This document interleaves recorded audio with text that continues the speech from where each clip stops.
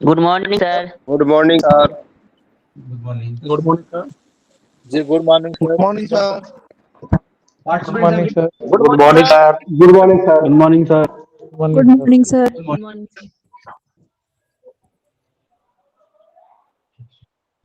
Namaskar, sir. Good morning. Good morning, Good sir. morning, Assalamu alaikum. And a very warm good morning to you all. Just a minute.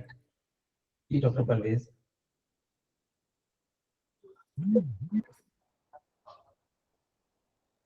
Okay अच्छा चलिए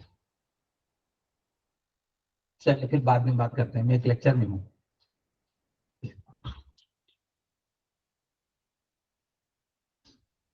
Okay, friends. So I'm Dr. Shariat Patel. I am Chief of Medical Services in the Aligarh Muslim University. Basically, I am a pediatrician. So anyone who is concerned about their children may ask any question later on after I give you some time. So before starting, I suppose Indian language, Hindustani language is okay, or I should be in English only? Hindustani language, sir. Hindustani language. Hindustani, sir. Good morning. The purpose, all of you are teachers. The purpose of this lecture is to make you aware of the importance of first aid. जो first aid होती है, जिससे हम लाखों जान हर साल बचाते हैं, रोज बचाते हैं पूरी दुनिया भर में, उसकी इंपॉर्टेंस आपको बतानी है. आपको जागरूक करना है. I have to sensitize you how important it is to know first aid. हम कैसे जान बचा सकते हैं लोगों की. तो बहुत सिंपल चीज है, बहुत ही सिंपल टिप्स है. Remember that first aid doesn't require any medical qualification. आप बहुत अच्छा फर्स्ट एड दे सकते हो without having any background of biology or medical sciences. First aid is basically a business of common sense. You apply your common sense. What you can do immediately to save the life of the victim. That is the basic of first aid. You know, what is first aid? First aid is basically immediate help given to a victim before the arrival of organized medical help or before the patient is transported to the hospital. जिस जगह पे accident हुआ है, जिस जगह पे victim है, उस जगह अस्पताल नहीं है, तो अस्पताल तक ले जाने के समय तक उसके जीवन को बचाना या डॉक्टर और एम्बुलेंस के आने तक उसकी सांसों को रोक के रखना, उसके जीवन को बचाना, ये बेसिकली फर्स्ट एड का पर्पस है. Therefore we say what is the aim of first aid? 3P: preservation of the life, prevention of complication and promoting recovery. Okay, ये है उद्देश्य फर्स्ट एड का. The aim of first aid is preserve life, promote recovery and prevent any untoward complications. Okay, so friends, मैं आपको एक दो example देता हूं. जैसे कि आपने सुना होगा दिल्ली में उपहार सिनेमा का नाम सुना है आपने? उपहार थिएटर आपको याद है? जी सर, जी सर, जी सर. उसमें आग लगी थी और बहुत बड़ी घटना हुई. ये बात है 1997 जून में. बॉर्डर फिल्म स्क्रीन की जा रही थी, फर्स्ट शो था दिल्ली में, और सडनली सब लोग people were watching this movie and suddenly there was fire. आग लग गई थिएटर के अंदर और सब लोग भागे और बहुत ही दुखद घटना थी, क्योंकि we lost 59 young people there. ये बेसिकली ज्यादातर यंग कपल्स थे इसके अंदर, और ये फ्री शो था उन लोगों के लिए, न्यूली वेड्स के लिए स्पेशली. तो हुआ क्या, ये क्यों जानना जरूरी है फर्स्ट एड क्या है? देखिए मैं आपको बता रहा हूँ what happened. People are sitting watching the movie. आप किसी भी थिएटर में जाते हैं तो आप देखते हैं कम से कम देयर आर एटलीस्ट 6 एग्जिट द्वार. कम से कम बाहर निकलने के, अंदर जाने के 6 रास्ते होते हैं, है ना? तो आपको पता होना चाहिए कि आपके नियरेस्ट रास्ता कौन सा है, which is the door nearest to you. जैसे आप एयरप्लेन में देखते हैं, जब प्लेन में आप बोर्ड करते हैं तो एयर होस्टेस आपको बताती है कि अपने निकटतम द्वार को देख लीजिए. आप should there be any emergency, कोई सिचुएशन हो इमरजेंसी में, तो आपको अपने निकटतम द्वार का पता होना चाहिए कि आपको किधर से बाहर जाना है.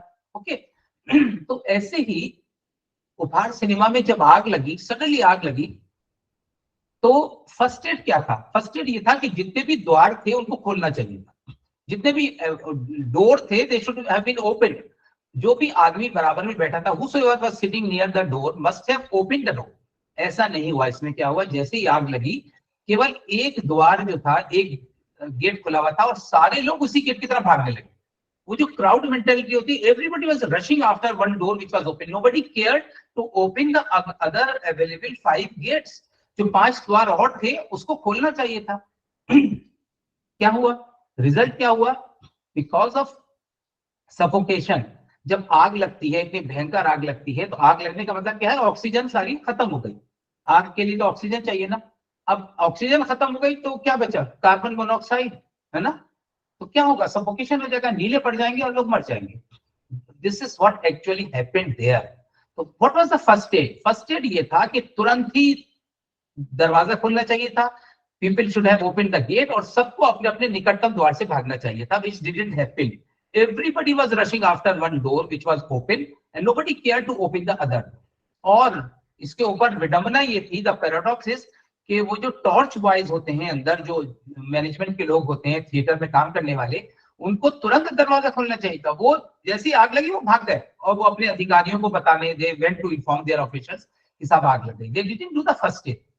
तो फर्स्ट एड कोई मेडिकल साइंस नहीं है, कोई बहुत बड़ी ज्ञान नहीं है। फर्स्ट एड कॉमन सेंस है कि आप अपना दरवाजा खोलते, जल्दी से गेट खोलते और आप तुरंत उसमें से बाहर निकलते। It didn't happen. लोग एक दरवाजे के पीछे भाग रहे थे, स्टैम्पीड हुआ, भगदड़ मच गई, एक के ऊपर एक गिरे और वो डोर जो ओपन था वो भी बंद हो गया। और फिर 59 people were trapped inside and they all lost their life. Very very tragic national loss. इतना बड़ा देश का नुकसान हुआ।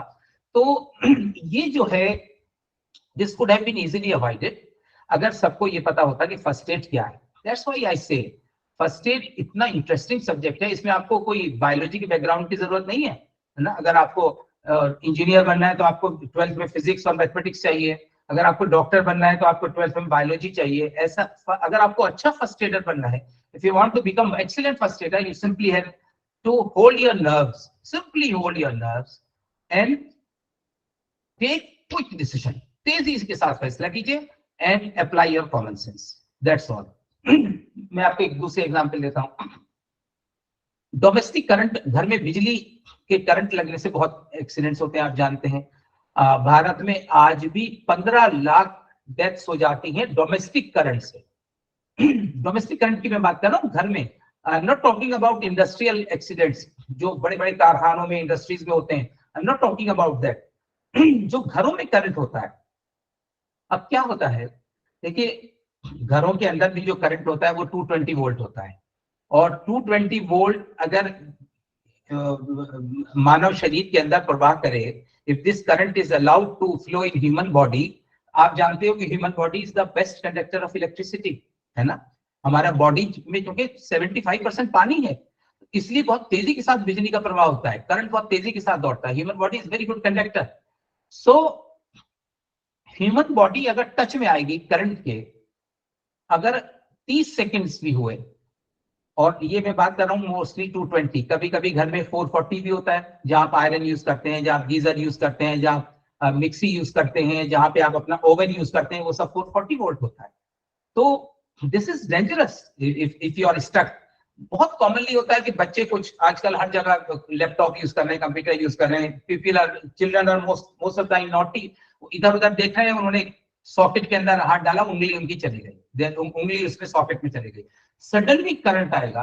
तो अब इसको रोकना, कैसे रोकना है? ऐसा नहीं कि आप पकड़ के खींच लीजिए उसको। मोस्ट ऑफ द टाइम ऐसा होता है कि घर में मदर आई और मदर ने बच्चे को पकड़ के खींच लिया, तो मदर भी इसमें ट्रैप हो गई, फिर दूसरा कोई हेल्प करने आया, वो भी ट्रैप हो गया, तो everybody will get the current, same amount of current. So therefore what you have to do, you have to break this contact. जैसे आप समझिए कि ये सॉकेट है, इसमें चिपक गया, आप कोई भी चीज मारिए इस पे, झाड़ू, डंडा, लकड़ी का कोई भी चीज, या कोई मोटी सी किताब, बुक, डिक्शनरी, कोई लेके इस पे फेंक दीजिए ताकि दिस कॉन्टैक्ट इज ब्रोकन। ये जो हाथ सॉकेट के अंदर है, इसको तोड़ना है। ओके, तो झाड़ू, डंडा, कोई भी ऐसा ऑब्जेक्ट जो बिजली का, जो इलेक्ट्रिक करंट का चालक होता है ना, इंसुलेटर होता है, वो मारना है। लोहे की रॉड नहीं यूज करनी है आपको। Okay, what ever you have. देखिए मैं यहाँ पे हूँ और फर्स्ट ये मेरे पास टिश्यू बॉक्स है, ये ऐसे है ना, टिश्यू पेपर बॉक्स है, जो भी चीज आपके आसपास है, उस जिससे आप कांटेक्ट तोड़ सकते हो। और महिलाएं हैं, लेडीज हैं, दुपट्टा लें, दुपट्टा सबके पास रहता है, एक ने इधर से पकड़ा, एक ने इधर से, उसको कांटेक्ट को ब्रेक कर। In the mean time the first aider is always a leader, so remember दूसरे काम ये करना है कि आपको मेंस को स्विच ऑफ करना है, जो घर का मेंस है। एवरीबडी नोज द मेंस, आपको मालूम होना चाहिए आपके घर का मेंस कहाँ है। अगर कोई बिजली में चिपक गया है तो एक तो आप उसको वहां पे हेल्प कीजिए, दूसरा अगर आप मेंस स्विच ऑफ कर देंगे, जहां पे आपकी मेन सप्लाई, इसको अगर आप शट डाउन कर दिया, स्विच ऑफ कर दिया, तो पूरे घर में लाइट चलेगी और सेव हो जाएगा। बट रिमेंबर आपने ये काम तेजी से नहीं किया और करंट इसमें चलता रहा तो परमानेंट डैमेज भी हो सकता है। लोकल टिश्यू डैमेज तो होगा ही होगा, नर्वस सिस्टम भी इन्वॉल्व हो सकता है, बेहोश भी हो सकता है, झटका लगेगा, सर फट सकता है, बहुत कैजुअलिटीज होती है। So therefore be careful. First ensure your own safety, आपको अपने आप को पहले सुरक्षित करना है। आपको अगर कोई ऐसी चीज है, अगर पानी पड़ा है तो आप कोई लकड़ी का कोई स्टैंड लीजिए, कुर्सी के ऊपर खड़े हुए तब ये काम कीजिए अगर पानी। Okay, save yourself, ensure your safety, और उसके बाद आप try to break this contact using झाड़ू, डंडा, एनी मोटी सी किताब, कुछ भी है आप उसको मार दीजिए, डंडा मार दीजिए। आप don't care about the fracture कि उंगली टूट जाएगी, ये हो जाए, कोई बात नहीं, उंगली टूट जाएगी, जुड़ जाएगी, fracture can be easily treated. But if this current is allowed to flow in human body, it is very dangerous, it may become lethal, जान को खतरा है। So therefore first aider is always very active, very braced, very prompt to take a decision. यही इसमें कमाल है कि आपको जीवन बचाना है। I give you, so यहाँ पे उपहार सिनेमा में आपको पता है we lost 59 people, 59 precious lives were lost। ये जो फर्स्ट एड का जो कंसेप्ट है वो समझने की जरूरत है। Okay, I give you another example. Delhi में कुतुब मीनार सबने देखा है। कुतुब मीनार पे कभी कभी इतिहास में कई बड़ी इंसिडेंट हुई हैं जिसमें बहुत लोग की डेथ हुई है। एक इंसिडेंट मैं आपको बताता हूँ इसी कुतुब मीनार की। ये है 4 दिसंबर 1981। अब आप जानते हो कुतुब मीनार जो है मॉन्यूमेंट जो है आप कोनिकल है, जैसे आइसक्रीम का कोन उल्टा कर दीजिए, इट्स कोनिकल स्ट्रक्चर। ओके, और उसके अंदर जो सीढ़ियां है वो स्पाइरल है, like this. When you go in the Qutub Minar, you have to take rounds like this. तो 2 पब्लिक स्कूल, प्राइमरी स्कूल का टूर था सोशल स्टडीज का, जिसमें हिस्टोरिकल मॉन्यूमेंट दिखाते हैं। ये बच्चे सब 5th स्टैंडर्ड से छोटे बच्चे थे, ऑलमोस्ट 100 के करीब बच्चे थे, जिनको टीचर्स साथ में थी, 10 टीचर साथ में थी। और जब ये बच्चे ऊपर कुतुब मीनार में गए, सडनली अचानक लाइट चली गई, पूरा ब्लैकआउट हो गया। आप जानते हो कुतुब मीनार वैसे भी कोनिकल स्ट्रक्चर है, उसमें अंधेरा रहता है। उस जमाने में जब ये घटना हुई थी, that time it was poorly illuminated, इसमें लाइट की व्यवस्था भी बहुत अच्छी नहीं थी, अब तो कुछ बेटर हो गया। तो जैसे ही लाइट गई, एकदम गुप अंधेरा हो गया, तो बच्चे, छोटे बच्चे थे, वो डर गए, पैनिक हुआ, and the children started climbing down. एकदम नीचे उतरने लगे बच्चे। नीचे उतरने की वजह से स्टैम्पीड हुआ, स्टैम्पीड हुआ, बच्चे नीचे गिरने लगे। आप देखते हैं कि कुतुब मीनार का जो गेट है आज भी वो छोटा गेट होता है, उसमें आप छुप के जाते हैं, 5 फीट के करीब गेट है, छोटा गेट है। जैसे ही स्टैम्पीड हुआ, एक के बाद एक बच्चे गिरने लगे।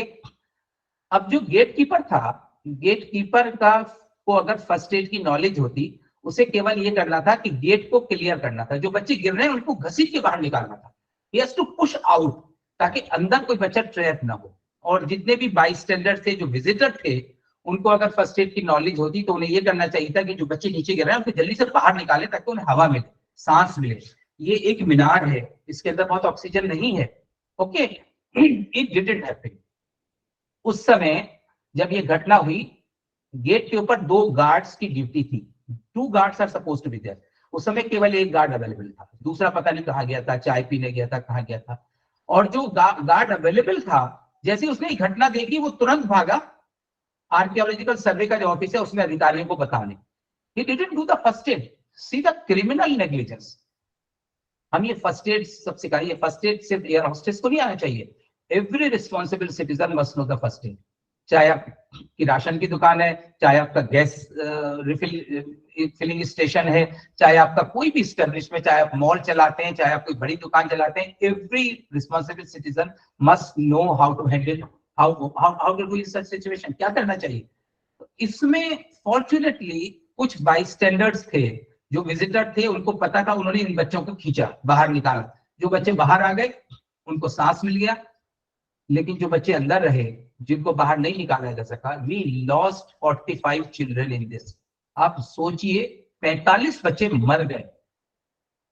अब आप सब टीचर्स हैं, आप सब स्कूल का टूर्स लेके जा रहे हैं। मैं आपको एक चीज बहुत इंपॉर्टेंट बता रहा हूँ, यहाँ पे एक बड़ी लैप्स हुआ था, एक बहुत बड़ा गलती हुई टीचर्स की तरफ से भी, कि जब भी आप जैसे 100 बच्चे को लेके जा रहे हैं आप, तो 10 children should be accompanied by 1 teacher, एक टीचर, फिर 10 बच्चे, फिर टीचर, फिर 10 बच्चे, 10 बाहर आपको क्यों बनानी चाहिए। ऐसे नहीं कि आउट ऑफ क्यूरियोसिटी सब बच्चे ऊपर चले गए, है ना, और टीचर्स नीचे हैं। यहाँ पे अगर ऐसा होता कि टीचर साथ में होती, 8-10 बच्चों के साथ टीचर होती, 8-10 बच्चों के साथ टीचर होती, तो जैसे ही लाइट चली गई, टीचर शुड हैव शाउटेड। वो जो टीचर्स, उनके क्लास टीचर्स, उनको बोलना चाहिए, hello children, don't worry, I am Sapna, your class teacher, we are just control कर लेती है उनको, कंट्रोल बच्चों को। यस, तो करना क्या था कि टीचर्स अगर साथ में होती तो कहती, children don't worry, I am your teacher Sapna here, I am Jyoti your teacher, I am Yasmeen your teacher, I am with you, don't worry, don't panic, just be statue. आप स्टैच्यू बन जाओ जहां पे भी हो, लाइट चली गई, अभी लाइट आ जाएगी, डोंट वरी। ऐसा नहीं हुआ, टीचर को ये पता रहता और बच्चों को टीचर कोई साथ है। तो remember my friends, whenever you have a tour, please make sure you are always accompanied with children. Children should not be left alone like this. 10 बच्चे एक टीचर, 10 बच्चे एक टीचर, 10 बच्चे एक टीचर, ये इस तरह से अगर होते तो ये दुखद घटना जो है नहीं होती। तो because there was no teacher inside, nobody, children out of panic, जैसे ही अंधेरा हुआ, आप घर पे भी देखते हैं बच्चे घबरा जाते हैं, children started running down, और उसमें एक के ऊपर एक गिरते चले गए बच्चों। छोटा सा गेट था, वो बॉडीज एक के ऊपर एक आई, गेट बंद हो गया, ऊपर से जो गार्ड था वो भी भाग गया। ये जो बच्चे बचे, ये तो फॉर्चुनेटली कुछ अच्छे लोग आसपास थे जिनको नॉलेज थी, उन्होंने उन बच्चों को निकाला। ऐसी सिचुएशन में बच्चों को खींचना होता है, you have to push out. उसमें ये नहीं देखना कि हाथ टूट रहा है, पैर टूट रहा है, डोंट केयर अबाउट दैट। हाथ टूट गया, पैर टूट गया, वो ठीक हो जाएगा। लेकिन children should be in the open so that they can breathe properly, उनको सांस लेना है। देखो कोई भी घटना होती है, कोई भी पेशेंट को आप अस्पताल लेके जाते हो, चाहे हार्ट का हो, चाहे बेहोश हो, चाहे जहर खा लिया हो, सबसे पहले डॉक्टर हॉस्पिटल क्या करता है, ऑक्सीजन लगाता है, इसको ऑक्सीजन मिलनी चाहिए, है ना। सिंपल फर्स्ट एड ये है। That's why I want to emphasize that first aid doesn't require any medical knowledge. It's a business of common sense. अगर इन लोगों के पास कॉमन सेंस होता, जो लोग थे, जो गार्ड थे, अगर इन्होंने अप्लाई किया होता, तो ये जो इतना बड़ा लॉस हुआ देश का, 45 बच्चे, you know, it's a big loss. और इन 45 चिल्ड्रन में कोई एपीजे अब्दुल कलाम बन सकता था, कोई सरोजिनी नायडू बन सकती थी, कोई तेंदुलकर बनता, कोई साइना नेहवाल बनती, कोई पीटी उषा बनती, है ना। कितने टैलेंट था, कितना। We lost this treasure, this is a national loss. आज के टेक्नोलॉजी के जमाने में, आज के ज्ञान नॉलेज एक्सप्लोजन के जमाने में, तो not a single child should die. Age में नहीं बढ़ना चाहिए, क्यों बढ़ना चाहिए? लेकिन विडंबना है कि ऐसा होता है। कभी कभी ऑक्सीजन ही नहीं है अस्पताल में और बच्चे मरे जा रहे हैं। होता है कि नहीं होता? रेलवे की दुर्घटना हो रही, इतनी टेक्नोलॉजी के बाद 3 ट्रेनें आपस में टकरा जाती हैं। What's this? ये ह्यूमन एरर है, लेकिन इसकी हमें कीमत बहुत बड़ी चुकानी पड़ती है। सो देयरफॉर हम सबको अच्छी तरह से फर्स्ट एड देना आना चाहिए। मैंने आपको ये 1-2 एग्जाम्पल दी ताकि आप समझें कि एक आदमी अगर सही समय पे काम करता, एक आदमी, एक गार्ड अगर सही से काम करता, एक भी डेथ ना होती, ये सब 45 बच्चे बच जाते। और देखो, एक बच्चा मरता है, अगर एक बच्चा मरता है एक परिवार में, तो कम से कम 20-25 परिवार, 20-25 लोग उससे अफेक्ट होते हैं। किसी का बेटा है, किसी का नाती है, किसी का भतीजा है, किसी का भांजा है ना। So many relations, extended families होती हैं। So this should not happen. I give you another example. Why it is so very important to know the first aid. ये इंसिडेंट भी दिल्ली की है, आप लोग ने सुना होगा या आप गूगल करके देख सकते हैं। ये इंसिडेंट भी सर्दियों की है दिल्ली में कि यमुना ओवर ब्रिज जो है, जो पुरानी दिल्ली नई दिल्ली को जोड़ता है, यमुना ओवर ब्रिज, आप देखते हैं कि लोहे का ब्रिज है। इस पे से एक बस स्कूल के बच्चों को लेके, स्कूल बस थी, वो इस पे से जा रही थी, and because the driver was late, driver was over speeding. Later on it was found that the driver was under the effect of alcohol also. अब आप देखिए होता क्या है, ड्राइवर देर से उठा, ड्राइवर को जल्दी थी, उसे बच्चों को पिकअप करना था, उसे शराब भी रखी थी, वो बच्चों को लेके चला, जैसे ही इस रेलिंग पे आया, ही लॉस्ट द कंट्रोल, और वो बस पूरी की पूरी रेलिंग को तोड़ते हुए यमुना में गिर गई। ये सर्दियों की बात है। सर्दी, दिल्ली में सर्दी, दिसंबर इज वेरी चिली कोल्ड। तो अगर छोटा बच्चा अगर यमुना में वैसे भी गिर जाए तो बॉडी टेम्परेचर 37 है, बाहर का टेम्परेचर 3 और 4 डिग्री सेल्सियस है, सडन टेम्परेचर चेंज से कोल्ड इंजरी हो जाती है, डेथ हो सकती है, जिसको हम कोल्ड इंजरी कहते हैं। तो now see the intelligence of one person. उस समय अर्ली इन द मॉर्निंग 7:30 की बात है ये, there was one boatman in the Yamuna. एक आदमी कश्ती लेके जा रहा था, his name was Aslam, he was known as Aslam Ghure. So he was the lone witness there. वो ये कश्ती अपने लिए था, अपनी नाव के साथ था। He saw the incident happening. He saw that the bus is over speeding and the bus is breaking the railing and falling, plunging into the Yamuna. इस आदमी ने was totally illiterate. This gentleman never went to school, but see the heroic exercise he did. See the intelligence of this gentleman, this layman. He shouted for help. He cried for help. He called his friends. 5-6 minute में उसके दोस्त आए, लेकिन इतनी देर में इसने यमुना में डूब के छलांग लगा के जितने भी बच्चे थे उनको निकालने की कोशिश की। He took the children and threw the children on the bank. जो यमुना का कोना होता है, किनारा होता है, उसके ऊपर रेत होती है, तो अगर बच्चों को फेंक भी दें चोट नहीं लगती। ये आदमी, ये जो नाविक था, जो सेलर था, अकेला ये यमुना में डुबकी लगाता था और 1-2 बच्चों को बाहर फेंकता था, डुबकी लगाता था, 1-2 बच्चों को बाहर फेंकता था। इस तरह करके इस अकेले बंदे ने वहां पे 60 बच्चों को बचाया, 60। अब इतनी ओवर पैक्ड बस थी ये, बाद में पता चला कि बस में कैपेसिटी थी 55 की और बस के अंदर लोग थे 90 के आसपास, भरे हुए थे, पता नहीं कैसे, I don't know what happened, लेकिन 29 children could not be saved. इतने सारे लोग आए। This gentleman cried for help. Remember, first aider is always a leader. Whenever you are in trouble, shout, cry for help, ask help of others. You alone cannot handle these 80 or 90 children. So therefore he shouted, he called his friends. Since it was early in the morning, people took time to come, but this gentleman alone could save many lives. लेकिन जो बच्चे डूब गए, जो नहीं निकल सके, फिर भी majority of them were saved. ये बात है दिसंबर की। Later on, next month in January, the President of India awarded him the highest gallantry award, civilian award, उसको दिया bravery का। एक अकेला आदमी जो डॉक्टर नहीं है, जो लेमैन है, जो कभी स्कूल नहीं गया, और वो इतना बड़ा काम कर सकता है जो 10 डॉक्टर मिलकर नहीं कर सकते। Therefore, I want to overemphasize that first aid is a business of common sense. केवल विवेक से काम लेना है। Hold your nerves, take quick decision. How can you save the life? That's all. तो ये जो मैंने आपको एग्जाम्पल दी, ये सब एग्जाम्पल इसलिए दी कि अब हम सबको सेंसिटाइज होना है, हमको पता होना चाहिए। पहली बात तो ये याद रखिए, जब भी आप प्लेन में हो, आप ट्रेन में हो, अपने आसपास जरूर देखिए, अपनी सीट के नीचे देखिए, अपने निकटतम द्वार को आप लोकेट कीजिए, आसपास देखिए कोई खतरे वाली चीज तो नहीं है, कोई सस्पिशियस आइटम तो नहीं है ना, वो सब देख के बैठिए और निकटतम द्वार को जरूर याद रखिए कौन सा है। Okay, so now we move on to other कुछ कॉमन मेडिकल इमरजेंसीज के बारे में बात करेंगे। कुछ कहा गया कि dog bite, cat bite, snake bite, कुछ बात करें इसके ऊपर? Yes, sir. Yes, sir. जी सर, जी सर। Yes, sir.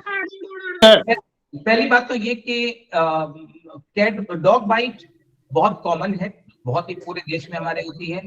तो इसमें हमेशा याद रखिए कि डॉग के काटने से खतरा ये रहता है कि अगर डॉग रैबिड हो, उसको रेबीज बीमारी ह्यूमन बॉडी में नहीं होती, बेसिकली इट इज ए जोनोसिस, ये जानवरों की बीमारी है। अब अगर रेबीज से पीड़ित किसी कुत्ते ने, some dog who is suffering from rabies और सम कैट और जेकॉल, कोई भी चीज हो सकती है, या बंदर हो सकता है, मंकी होता है, इन सब से ट्रांसमिट होती है। अगर आपको काटा है तो इस बात की संभावना है कि वो रेबीज का जो वायरस है, काटने से जब वो आपकी बॉडी के फ्लूइड से, लिक्विड से आप उसने काटा और उसका सलाइवा आपकी बॉडी फ्लूइड से टच हो गया, तो वायरस जो है वो आपकी बॉडी में जा सकता है। Since rabies is a fatal disease, rabies is a dangerous disease. Since despite many advancement in medical sciences, अभी भी ये बीमारी बहुत खतरनाक है। Therefore, we don't take any chance. Every dog bite, unless proven otherwise, is to be taken as a rabid bite. ऐसा हमें ये मान के चलना चाहिए कि ये पागल कुत्ता है, ये कुत्ते को रेबीज हुई भी है, क्योंकि हमारे पास ट्रीटमेंट नहीं है इसका अगर रेबीज हो जाए। सो याद रखिए, what is the first add? किसी को भी कुत्ता, बिल्ली, बंदर काटे, फर्स्ट एड ये है कि उस जगह जहां पे काटा उसको थॉरोली, उसे खूब अच्छी तरह वॉश करिए अंडर रनिंग टैप वाटर। ये नहीं कि लोटे में पानी लेके और डोंगे में और कप में पानी लेके या मग में पानी लेके डालिए। नो, ब्रिंग द वुंड, जिस जगह काटा है उसको रनिंग टैप वाटर में लाइए और साबुन उस पर रगड़िए। रब ऑन द सोप वाटर से साबुन मल के उसे अंडर रनिंग टैप वाटर उस जख्म को धोइए। This is the first aid. अगर आपने 15-20 मिनट ऐसा किया, what is the first aid? You don't have to run to any doctor, you don't have to run to any hospital. Wherever you are, जहां पे भी आप हैं, घर में हैं, बाजार में हैं, सड़क पे हैं, गली में हैं, आप तुरंत निकटतम जो पानी का साधन है, जो नल है, उस पे ले जाइए, साबुन रगड़ के जिस जगह कुत्ते ने, बिल्ली ने या फॉर दैट मैटर मंकी ने काटा है उसको जख्म को धोइए। आप सब जानते हो कि कुत्ते के काटा जो होता है, dog bite most of the time पैरों पे होती है ना, बिल्ली मोस्ट ऑफ द टाइम हाथ पे काटती है, और बंदर आमतौर पे ऊपर काटता है। बंदर की जो बाइट होती है वो कमर पे होती है, गर्दन पे होती है। और जितनी भी बाइट गर्दन पे और चेहरे पे होती है, फेस पे, they are very dangerous bites, क्योंकि सारी बॉडी के जो वेन्स, नर्व्स जो है, बॉडी का जो ब्रेन से कनेक्शन है वो गर्दन के थ्रू है। So neck bites, bite on your face are very dangerous, they have to be special. Sir, अगर ब्लड निकल रहा है, मतलब जहाँ काटा है वहां पे ब्लड निकल रहा है, तो फिर कैसे धुलेंगे ये चीजों को? ब्लड निकल रहा है, निकलने दीजिए, पहले उसको धोना है। अगर हैवी ब्लीडिंग है, देखो हैवी ब्लीडिंग है तो आप उस जहां पे ब्लीडिंग हो रही है उसको रोकने की कोशिश कीजिए, ठीक है? प्रेशर से, कहीं पे भी ब्लीडिंग होती है प्रेशर से रुकता है। आप देखते हैं कि लोग सुसाइड करते हैं ना, इधर काटते हैं, रेडियल आर्टरी को ब्लड लेकर काट लिया, अगर आप इसे बंद कर दीजिए, अच्छी तरह प्रेशर लगाइए, तो वो भी रुक जाएगा। तो apply pressure to stop the bleeding. और लेकिन इसमें इंपॉर्टेंट बात यह है कि हमें जो वुंड है उसको फ्लश आउट करना है। अगर आपने 15-20 मिनट रनिंग टैप वाटर के अंदर इस जख्म को धो दिया तो 99% चांसेस ये हैं कि वायरस फ्लश आउट हो जाए। फॉर्चुनेटली, सौभाग्य से, ये वायरस बहुत स्लो ग्रोइंग होता है, रेबीज वायरस तेजी से आगे नहीं बढ़ता। तो अगर आपने तुरंत ही इसको धो दिया है ना, तो आप बहुत सेफ है। उसके बाद ये करने के बाद फिर आप जाइए हॉस्पिटल, नियरेस्ट चिकित्सा केंद्र पे जाइए, और एंटी रेबीज वैक्सीन जो होता है, जो कुत्ते के काटे का, बंदर के काटे का, बिल्ली के काटे का, भेड़िए के काटे का, सबका एक ही वैक्सीन होता है, एंटी रेबीज वैक्सीन दी जाती है।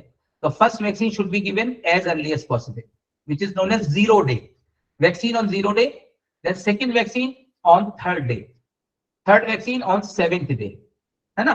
0, 3, 7, 14 एंड 28 डेज। ये 5 वैक्सीन आपको देनी है। ओके, 5 वैक्सीन देनी है। 0 day, the day of bite, 3rd day, 7th day, 14th day and 28th day. अब आप देखिए कि जब आपने 3 वैक्सीन दे दी, यानी 7th डे पे अगर कुत्ते ने आपको काटा है और उस कुत्ते को आप देख सकते हैं, लोकेट कर सकते हैं, वो आपकी गली का कुत्ता है, वहीं पे है, अगर 1 हफ्ते तक वो कुत्ता या बिल्ली ठीक है, मरा नहीं है, उसको कोई बीमारी नहीं है, उसमें कोई बीमारी के लक्षण नहीं है और जिंदा है, तो आपके लिए अच्छी खबर है। अब फिर ये मान के चलिए कि उसको रेबीज नहीं है। अगर कुत्ते को या जानवर को रेबीज होती तो 1 हफ्ते के अंदर मर जाता है, क्योंकि rabies is a fatal disease. If animal is suffering from rabies, it should have died within 7 days, at the most maximum 10 days. 10 दिन से ज्यादा कोई जानवर बचेगा नहीं अगर उसको रेबीज हो रही है। ओके, सो देयरफॉर अगर आप उसको लोकेट कर सकते हैं, मतलब मैं ये कहना चाहता हूं कि कुत्ते के आपको काटा तो आप रोजाना कुत्ते की खैरियत लीजिए, देखिए कुत्ता है कि नहीं। अगर कुत्ता सही सलामत है, जिंदा है, तो आपके लिए वो अच्छी खबर है। अब सर कहा जाता है कि कुत्ता पागल हो गया है, क्या ऐसा होता है? देखो, पागल होना क्या कहते हैं, कुछ लक्षण होते हैं कुत्ते के रेबीज होने के। रेबीज की बीमारी के लक्षण कुत्ते में कुछ होते हैं। एक तो ये कि बहुत ही एबनॉर्मल बिहेवियर होता है। नॉर्मली प्रोवोकेशन के ऊपर कुत्ता काटता है, काटना चाहिए। आप कुत्ते को पत्थर मारें या कुत्ते के दुम के ऊपर पैर रख दें या हाथ को आप छेड़े तो काटेगा। पहली चीज तो अनप्रोवोक्ड बाइट, कुत्ता एक तरफ है, आप जा रहे हैं, आप उसे छेड़ नहीं रहे हैं, उसने आपको आके काट लिया, एक लक्षण ये है। दूसरा लक्षण ये है, कुत्ता फिर एबनॉर्मल बिहेवियर करता है, which is not expected. Normally आप कुत्ते का बिहेवियर देखते हैं, बिल्कुल एबनॉर्मल बिहेवियर है, मट्टी खा रहा है, घास खा रहा है, नॉन एडिबल आइटम जो कुत्ते को नहीं खाना चाहिए उस तरह चीज खा रहा है। और भी फीचर्स हैं, आप पढ़ सकते हो, इतना टाइम नहीं है। लक्षण देख सकते हैं आप, what are the signs and symptoms of rabies in dog. तो आप अगर ऐसे कोई लक्षण कुत्ते में देख रहे हैं, अनप्रोवोक्ड बाइट है, दौड़ा दौड़ा के कोई भी जा रहा है उसको दौड़ा दौड़ा के काट रहा है, ये एक लक्षण है कि कुत्ता रेबीज हम आम जबान में कहते हैं पागल हो गया, और पागल नहीं, वो बीमारी का एक लक्षण है ना। तो सिंस अब रात में कुत्ते ने काटा है, अब आपको पता नहीं कौन सा कुत्ता है, आप देख भी नहीं सकते। ओके, आपको पूरा वैक्सीनेशन लेना चाहिए। डोंट टेक एनी चांस, ये नहीं कि आपने 10 दिन बाद वैक्सीनेशन छोड़ दिया। You have to take all the vaccination, 0 day, 3rd day, 7th day, 14th day, 28 days, and the last injection 6 dose is given in 90 days, 3 महीने के बाद। If you are confirmed that the dog is rabid, अगर आपको पता है कि कुत्ता पागल था, कुत्ते को रेबीज थी, तो ये इंजेक्शन भी लेना चाहिए।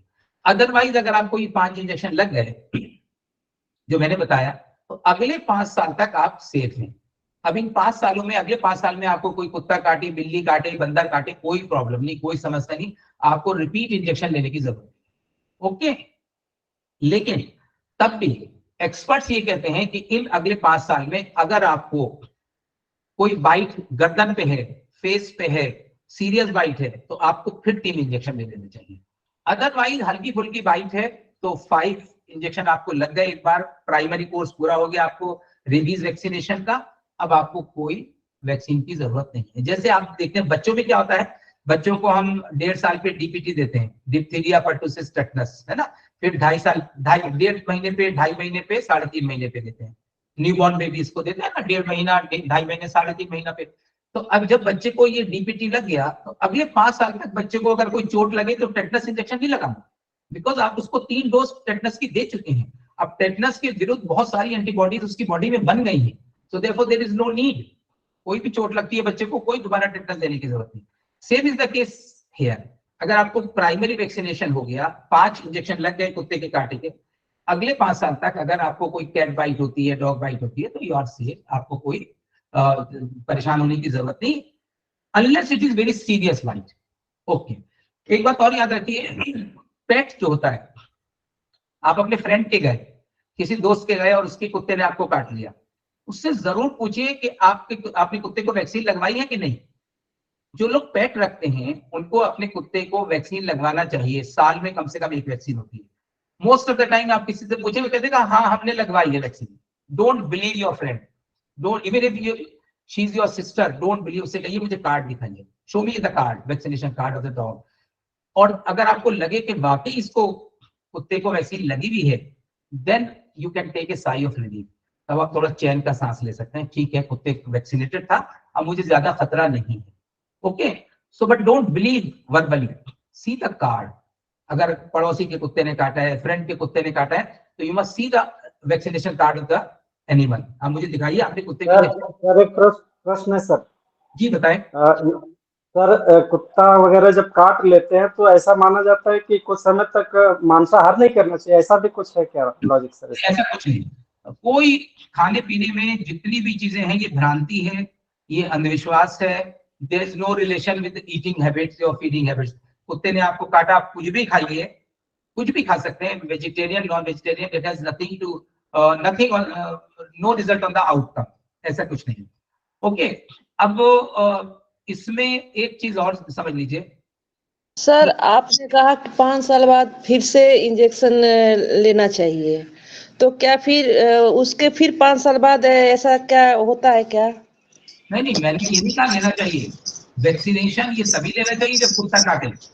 जी जो प्रोफाइलेक्सिस होती है, जो प्रिवेंटिव वैक्सीनेशन है, वो हम सिर्फ डॉग हैंडलर्स को एडवाइस करते हैं। उन लोगों को एडवाइस करते हैं जो डॉग हैंडल करते हैं, जो कैटल हैंडलर्स होते हैं, जो वेटनरी में काम करते हैं, जो डॉग हॉस्पिटल्स में काम करते हैं। They are required to go for vaccination. General public is not advised to go for preventive vaccination. It is only required when you have been bitten by a suspicious dog और cat और monkey. Okay, अब देखो monkey के बारे में तो कुछ पता ही नहीं रहता। देखो मंकी को आप लोकेट नहीं कर सकते, अभी मंकी यहाँ है, अभी उधर है, उछल कूद करता है। Monkey bite should be taken as a rabid. उसमें आपको पूरा vaccination 6 vaccination 037, 14, 28 and 90th day 3 महीने बाद वाला वो भी लगवाना चाहिए। You never know about the behaviour of the monkey. Okay, so don't take any chance. अगर 5 साल हो गए तो 5 साल के बाद ये नहीं कि आपको रिपीट करना है। नो, अगर आपको फिर कुत्ते ने बिल्ली ने काटा जहां आपको शक है, और अननेसेसरी वैक्सीनेशन नहीं करना। देखो, अगर आपकी स्किन ब्रेक हुई है और ब्लड दिख रहा है तभी लगाना है। If your skin is broken and there is a chance that the saliva of the animal has come in contact with your body fluid, है ना, तभी लगाना है, अदरवाइज नॉट। अगर खरोच है, अगर हल्का सा आपने बहुत टाइट जीन्स पहन रखी है, कुत्ते ने काटा, आपने जीन्स देखी, आपके ऊपर कोई स्किन के ऊपर कोई निशान नहीं है, बहुत से लोग घबरा जाते हैं, बिला वजह लगाते हैं। No need, it's a wastage unless there is a contact of the both body fluid. Okay, और आजकल बहुत सारे लोग कुत्ता प्रेमी होते हैं, जान मुझे कटवाते रहते हैं, मतलब प्यार करने के नाम पे। देखो, अब इसमें तुम्हें कहूंगा प्यार करना है तो इंसानों के बच्चों से करो। मेरे चाटने से नहीं तो होता सर कुछ नुकसान भी होता है सर वैक्सीनेशन यदि करा दिया जाए तो? मैं 25 बिल्ली पालता हूँ, मैं 30 बिल्ली पालता हूँ। आई ऑलवेज से इतने बच्चे हैं, बहुत। कोविड के अंदर आप जाइए, किसी भी साइट पे चले जाइए, कोविड के बाद इतने अनाथ बच्चे हैं, आपको मिल जाएंगे। अगर आपको पालना है तो इंसानों के बच्चे पालना। जानवरों से प्रेम एक अलग बात है। अगर सर किसी को चाटा है तो भी डर है? नहीं, कोई डर नहीं है। लेकिन रिमेम्बर माय फ्रेंड्स, जो भी पेट लवर्स हैं, I am not against animal, I am not against keeping pets, लेकिन मैं आपको एक बात बताना चाहूंगा, there are so many risk. बहुत खतरा है। अगर आपको जानवर को रखना है, बिल्ली को, कुत्ते को, तो फिजिकल कांटेक्ट अवॉइड कीजिए।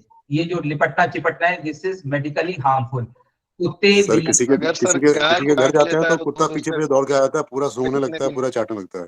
लिसन टू मी, ये जो उनके बाल होते हैं, इनके बालों के अंदर बहुत सी ऐसी चीज होती है जिससे आपको ब्रोंकल आस्मा होता है, सांस की बीमारी होती है, बहुत खतरनाक, बहुत कॉमन है। जैसे आप देखते हैं कारपेटिंग से बहुत बच्चों को, कारपेट जो घर पे पड़ी थी उससे सांस की बीमारी होती है कि नहीं होती?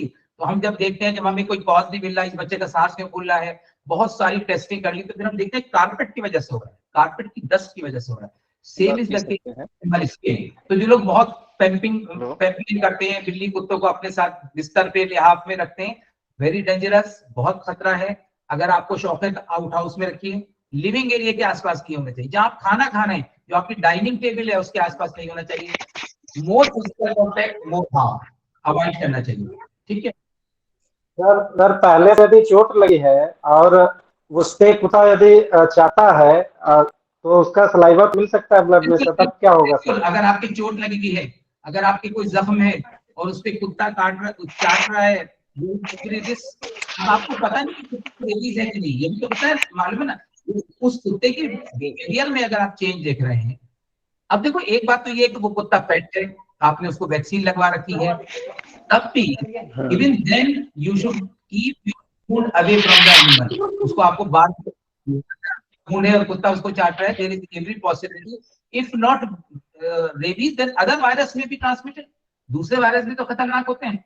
ह्यूमन बॉडी में जैसे हमारा मुंह है, हमारी ओरल कैविटी है, इसमें 200 से 300 होती है ऑर्गेनिज्म होते हैं, बैक्टीरिया, माइक्रोब। उसमें कुछ फायदेमंद होते हैं, बेनिफिशियल होते हैं, कुछ खतरनाक होते हैं, नुकसानदेह होते हैं, which cause disease. So therefore be very careful in handling the animals.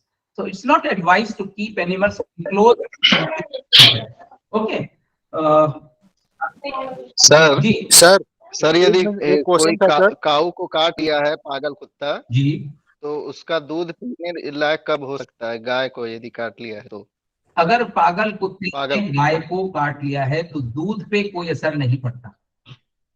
The amount, okay yes, milk में नहीं आएगा वो, समझ रहे हैं ना?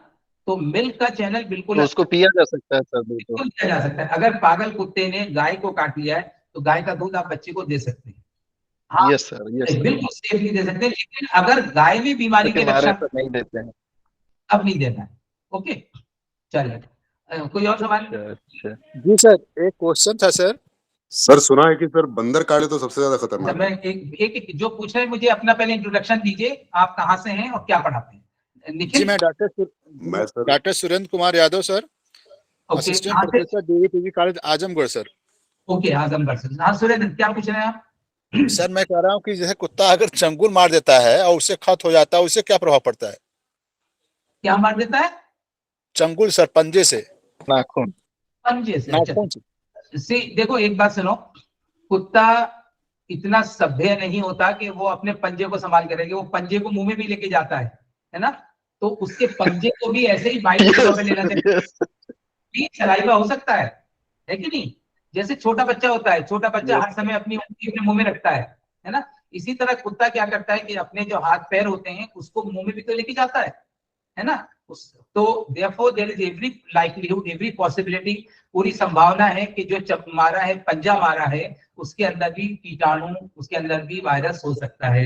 therefore अगर पंजा मारने से स्किन ब्रेक हो गई और थोड़ा खून दिख रहा है आपको, जरा सा भी दिख रहा है, माइक्रोस्कोपिक ही आपको दिख रहा है, तो आपको फिर वैक्सीनेशन लेना चाहिए। पंजा मारने को भी उतना ही सीरियस लेना चाहिए जितना काटने को लिया जाता है। ओके सर मेरा और प्रश्न है सर। यस दीपक, yes yes sir, doctor Deepak Kumar प्रेमी, संस्कृत पढ़ाता हूँ सर, आजमगढ़ से हूँ। ओके सर, कुत्ता यदि जब काट लेता है और उसमें रेबीज नहीं है, यदि उसके बाद यदि हम वैक्सीनेशन करा लेते एहतियातन, तो कोई नुकसान हो सकता है सर?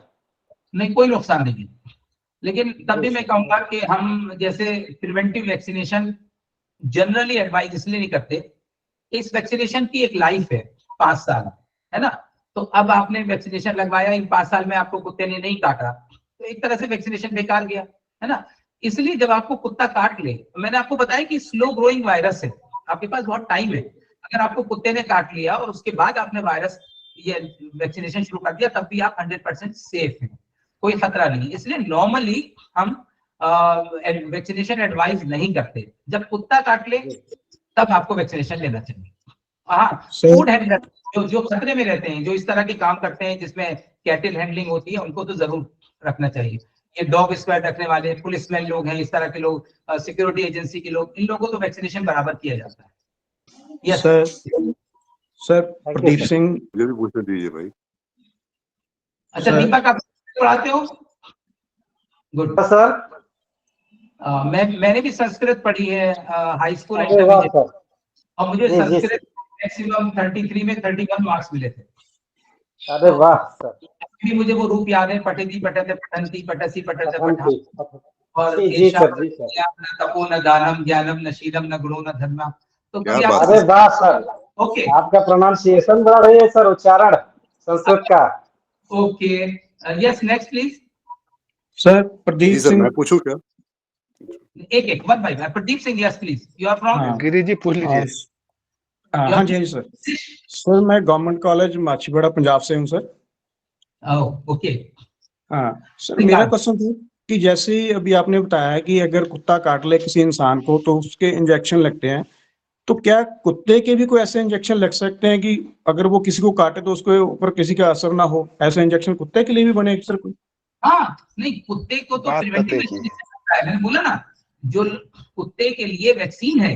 और ये हमारे देश में बस ऐसा है, चल रहा है, वरना बाकी देशों के अंदर अगर आप जाइए तो आप कुत्ता रख नहीं सकते जब तक कि आपके पास लाइसेंस ना हो, जब तक कि आपके पास म्युनिसिपल बोर्ड से उसका रजिस्ट्रेशन ना हो, और जब तक कि आप वैक्सीनेशन न लगवाएं। पता है आपको? और यही नहीं है, दिशा निर्देश इतने सख्त हैं, जैसे मैंने अमेरिका में देखा, यूएस में मैंने हर जगह देखा, आपको कुत्ते को हफ्ते में 2 दिन नहलाना भी है, सर्टिफाई भी करना है, आपको कुत्ते का रेगुलर चेकअप करना है, पेट के पास लेके जाना है और आपको सर्टिफाई वो जो म्युनिसिपल एजेंसीज होती हैं वो आपके घर पे आती हैं और चेक करती हैं। अगर आपने कोई भी मिस किया है, यानी आपने वैक्सीन नहीं लगवाई, या आपने कुत्ते को लगाया नहीं है, या आपने कुत्ते को घुमाने पार्क में नहीं लेके गए, या आपने कुत्ते को वैक्सीन नहीं लगवाई, है ना, या आप अगर कुत्ते को अनअटेंडेड बंद करके घर चले गए, अगर कोई ऐसी रिपोर्ट मिल गई तो आपके ऊपर बहुत हैवी पनिशमेंट लगता है, हजारों डॉलर का। तो जो भी कुत्ता रखेगा उसको कंपलसरी अनिवार्य है कि उसको वैक्सीन लगवानी है, वरना वो रख नहीं सकता। सर ये रेबीज वाला व्यक्ति जिसमें रेबीज उभर गया हो, वो यदि किसी को बाइट कर ले, काट ले, तब भी सर कुछ होता क्या? बड़े ये थ्योरेटिकल सवाल आप पूछ रहे हैं। किसी इंसान को रेबीज हो गया होगा, आप ये कह रहे हैं ना, और वो जी सर। देखो एक बात याद रखो, सारे काटने में human bite is also very dangerous, ठीक है ना, ह्यूमन बाइट बहुत डेंजरस होती है। और कहते हैं ना वो इंसान को ना काटे, है ना, तो इसको भी डेंजरस मानना चाहिए। ह्यूमन बाइट में हम रेबीज वैक्सीन नहीं लगाते, लेकिन अगर ह्यूमन बीइंग के अंदर रेबीज है, अगर कोई व्यक्ति रेबीज से पीड़ित है और वो किसी को काट ले, तो देयरफॉर एवरी पॉसिबिलिटी तो उसको वैक्सीन लगवाना चाहिए। ओके सर, ये कैसे पता चलेगा कि इस इंसान के अंदर रेबीज है? लक्षण से, उसके लक्षण, और आजकल तो आप दूसरे बहुत सारे टेस्ट हाइड्रोफोबिक हो जाता है। ओके, पूर्णिमा सिंह आप कहाँ से बोल रही हैं? जी सर, मैं मर्यादा पुरुषोत्तम पीजी कॉलेज रतनपुरा मऊ से बोल रही हूँ। अच्छा, मऊ से, ओके। तो ह्यूमन बॉडी में भी उस बहुत सारे लक्षण होते हैं, जिसका एक एक्सट्रीम लक्षण आप सब जानते हैं, हाइड्रोफोबिया, पानी से डर, है ना, इवन पानी की आवाज से कंपन शुरू हो जाता है, पानी की आवाज से फिट्स पड़ने लगते हैं, पानी अगर बाल्टी के अंदर पानी बह रहा है और उसकी आवाज जो होती है टिपिकल, अगर उसको रेबीज है तो उसको इस तरह की चीज होती है कि उसको पानी की आवाज ही से फिट्स शुरू हो जाते हैं, दौरे पड़ने शुरू हो जाते हैं, लाइक दिस। चले सर पूछो। सर एक सवाल मेरा ये है। राघवेंद्र, यस। हाँ राघवेंद्र सर, सर मैं नेहरू कॉलेज छिबरामऊ कन्नौज से मैं इस समय कार्यरत हूँ, असिस्टेंट प्रोफेसर के पद पर, डिपार्टमेंट ऑफ पॉलिटिकल साइंस में, department of political science sir, political science sir. Sir मेरा सवाल ये है, मेरे बगल में एक बच्ची है, उसको 2 महीने पहले एक कुत्ते ने काटा है, और उसके पेरेंट्स चूंकि इलिटरेट हैं तो उन्होंने उसको वैक्सीनेशन नहीं कराया है, उन्होंने कुछ जो झाड़ फूक टाइप का होता है उन्होंने वो करा लिया है। तो सर इस स्थिति में क्या, हाँ वो मैं भी उस पर बिलीव नहीं करता हूँ सर, लेकिन मेरा एक सर ऐसी स्थिति में क्या किया जा सकता है, मैं उस बच्चे को लेकर थोड़ा कंसर्निंग हूँ सर। ओके राघवेंद्र, पहले तो आप कन्नौज से बोल रहे हैं, तो आपकी कन्नौज की खुशबू मुझे यहाँ तक आ रही है, और मैं I can feel, I can smell. दूसरी बात ये बताऊंगा, 2 महीने हो गए ना इसको, अब 2 महीने हो गए, तो इसका मतलब 100% ये है कि जिस कुत्ते ने काटा है वो रेबीज नहीं थी उसको। अगर कुत्ते को रेबीज होती तो वो बच्ची अभी जिंदा नहीं होती। तो अब आप ये मान के चलिए कि जिस कुत्ते ने उस बच्ची को काटा है वो बीमार नहीं था, उसको रेबीज नहीं थी। फॉरगेट अबाउट, अब इसको भूल जाइए, कोई चिंता की बात नहीं, कोई परेशानी की बात नहीं। उस समय काम करना था कि इसको वैक्सीन लगवा देंगे थी, लेकिन फॉर्चुनेटली मैंने आपको बताया ना कि जितने कुत्ते काटते हैं सादे रेबीज थोड़ी होते हैं। हम जो वैक्सीन पे इतना जोर देते हैं वो इसलिए देते हैं कि अगर 100 में से एक भी कुत्ता पागल है, अगर 100 में से एक भी बाइट रेबिट बाइट है, तो वो खतरे में आ जाएगा। तो नोबडी नोज कि 99 में कौन है और 1 में कौन है, तो खतरा नहीं लेना, we can't take any chance. लेकिन अब क्योंकि 2 महीने गुजर गए, तो ये 100% श्योर है कि जिस लड़की को आपके बगल में काटा है कुत्ते ने, वो कुत्ता जो था रेबीज से फ्री था, उसको रेबीज नहीं थी, नॉर्मल जैसे कुत्ते होते हैं उस तरह का था, तो उसके काटने से कोई चिंता की बात नहीं। अब वो समय गुजर गया, अगर कुछ होना होता तो 10 दिन में हो जाता, जो नहीं हो। तो fortunately it was a non rabid dog और this bite should be taken normally, ठीक है, ओके। जैसे बिल्ली काटती रहती है, उनको बिल्लियां काटती रहती हैं, स्क्रैच होता रहता है, तो सारी बिल्ली के काटना, लेकिन नोबडी नोज कि किस बिल्ली को रेबीज हो रहा है, ओके। चलिए तो आगे बढ़े, बिल्कुल सर, एनिमल से आगे बढ़े, कुछ ह्यूमन बींग्स का है। बढ़िया सर, थैंक यू सर। अच्छा, आगे सर बढ़िए। अच्छा आकांक्षा कुछ कह रही हैं आप? Akanksha, do you want to say something? मैं भी कुछ कह रहा हूँ अपना सवाल लिखिए। ओके, तो मेरा नाम निखिल आनंद गिरी है, मैं पटना में जर्नलिज्म पढ़ाता हूँ। जी निखिल आनंद। एक तो सर ये आप बहुत इंफॉर्मेटिव लेक्चर है ये कुत्तों पे, अच्छा लग रहा है सुन के। आप संस्कृत भी पढ़े हैं सर, हमारे शास्त्रों में युधिष्ठिर है आखिरी वक्त पे कुत्ता ही सारथ गया था अपने साथ स्वर्ग तक। और पता नहीं वो कुत्ता वैक्सीनेटेड था या नहीं था, लेकिन ले गया था। और दूसरी सवाल ये है कि सर रेबीज सुना है कि बंदरों में ज्यादा मतलब वो होता है कि उसमें किसी वैक्सीन का भी असर नहीं होता। नहीं निखिल, देखो ऐसा है कि ये भी ऐसी बात है बिलावल जी की, इसके पीछे कोई साइंटिफिक बैकग्राउंड नहीं है। देखो रेबीज बेसिकली एक जानवरों की बीमारी है जिसे ज़ूनोसिस कहते हैं। ये किसी भी जानवर को, ये most of the time human body, हम लोग जानवरों के कांटेक्ट में रहते हैं तो हम उसी के बारे में ज्यादा पढ़ते हैं, है ना। अब हम जिराफ के कांटेक्ट में नहीं रहते, हम शेर के कांटेक्ट में नहीं रहते, है ना, हम ज़ेब्रा के कांटेक्ट में नहीं रहते। हम जो ह्यूमन सोसाइटी में जो डोमेस्टिक एनिमल्स हैं, है ना, उनमें हमारे साथ क्या रहता है, गाय, भैंस, बकरी, कुत्ता, बिल्ली, ये है ना, जेकाल, बंदर।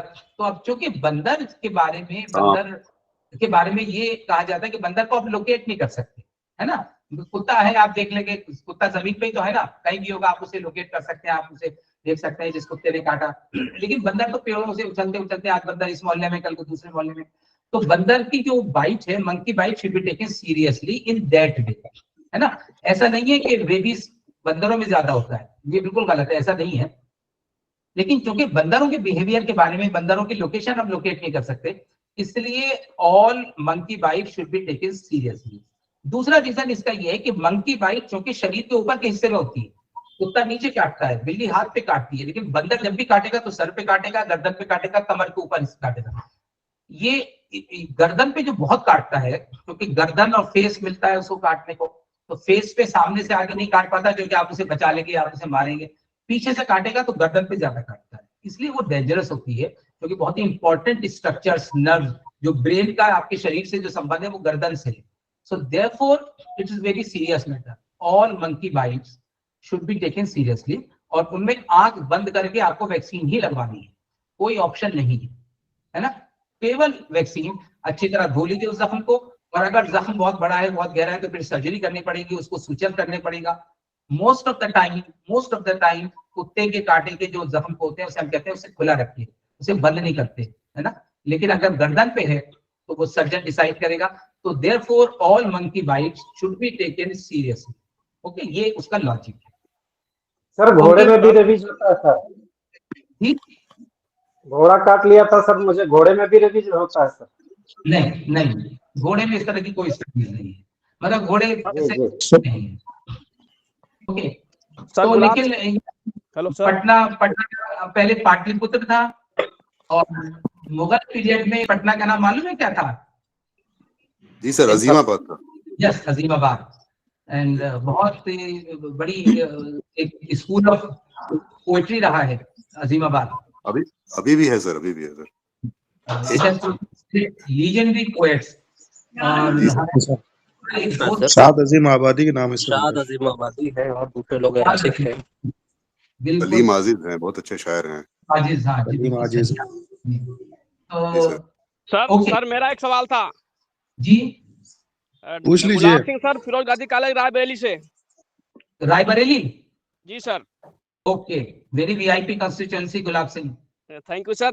सर जैसे गाय और भैंस को कुत्ता काट लिया इन केस, और उसका दूध इस्तेमाल करेंगे तो सर क्या पॉसिबिलिटी है रेबीज होने की? नहीं है, कोई पॉसिबिलिटी नहीं है।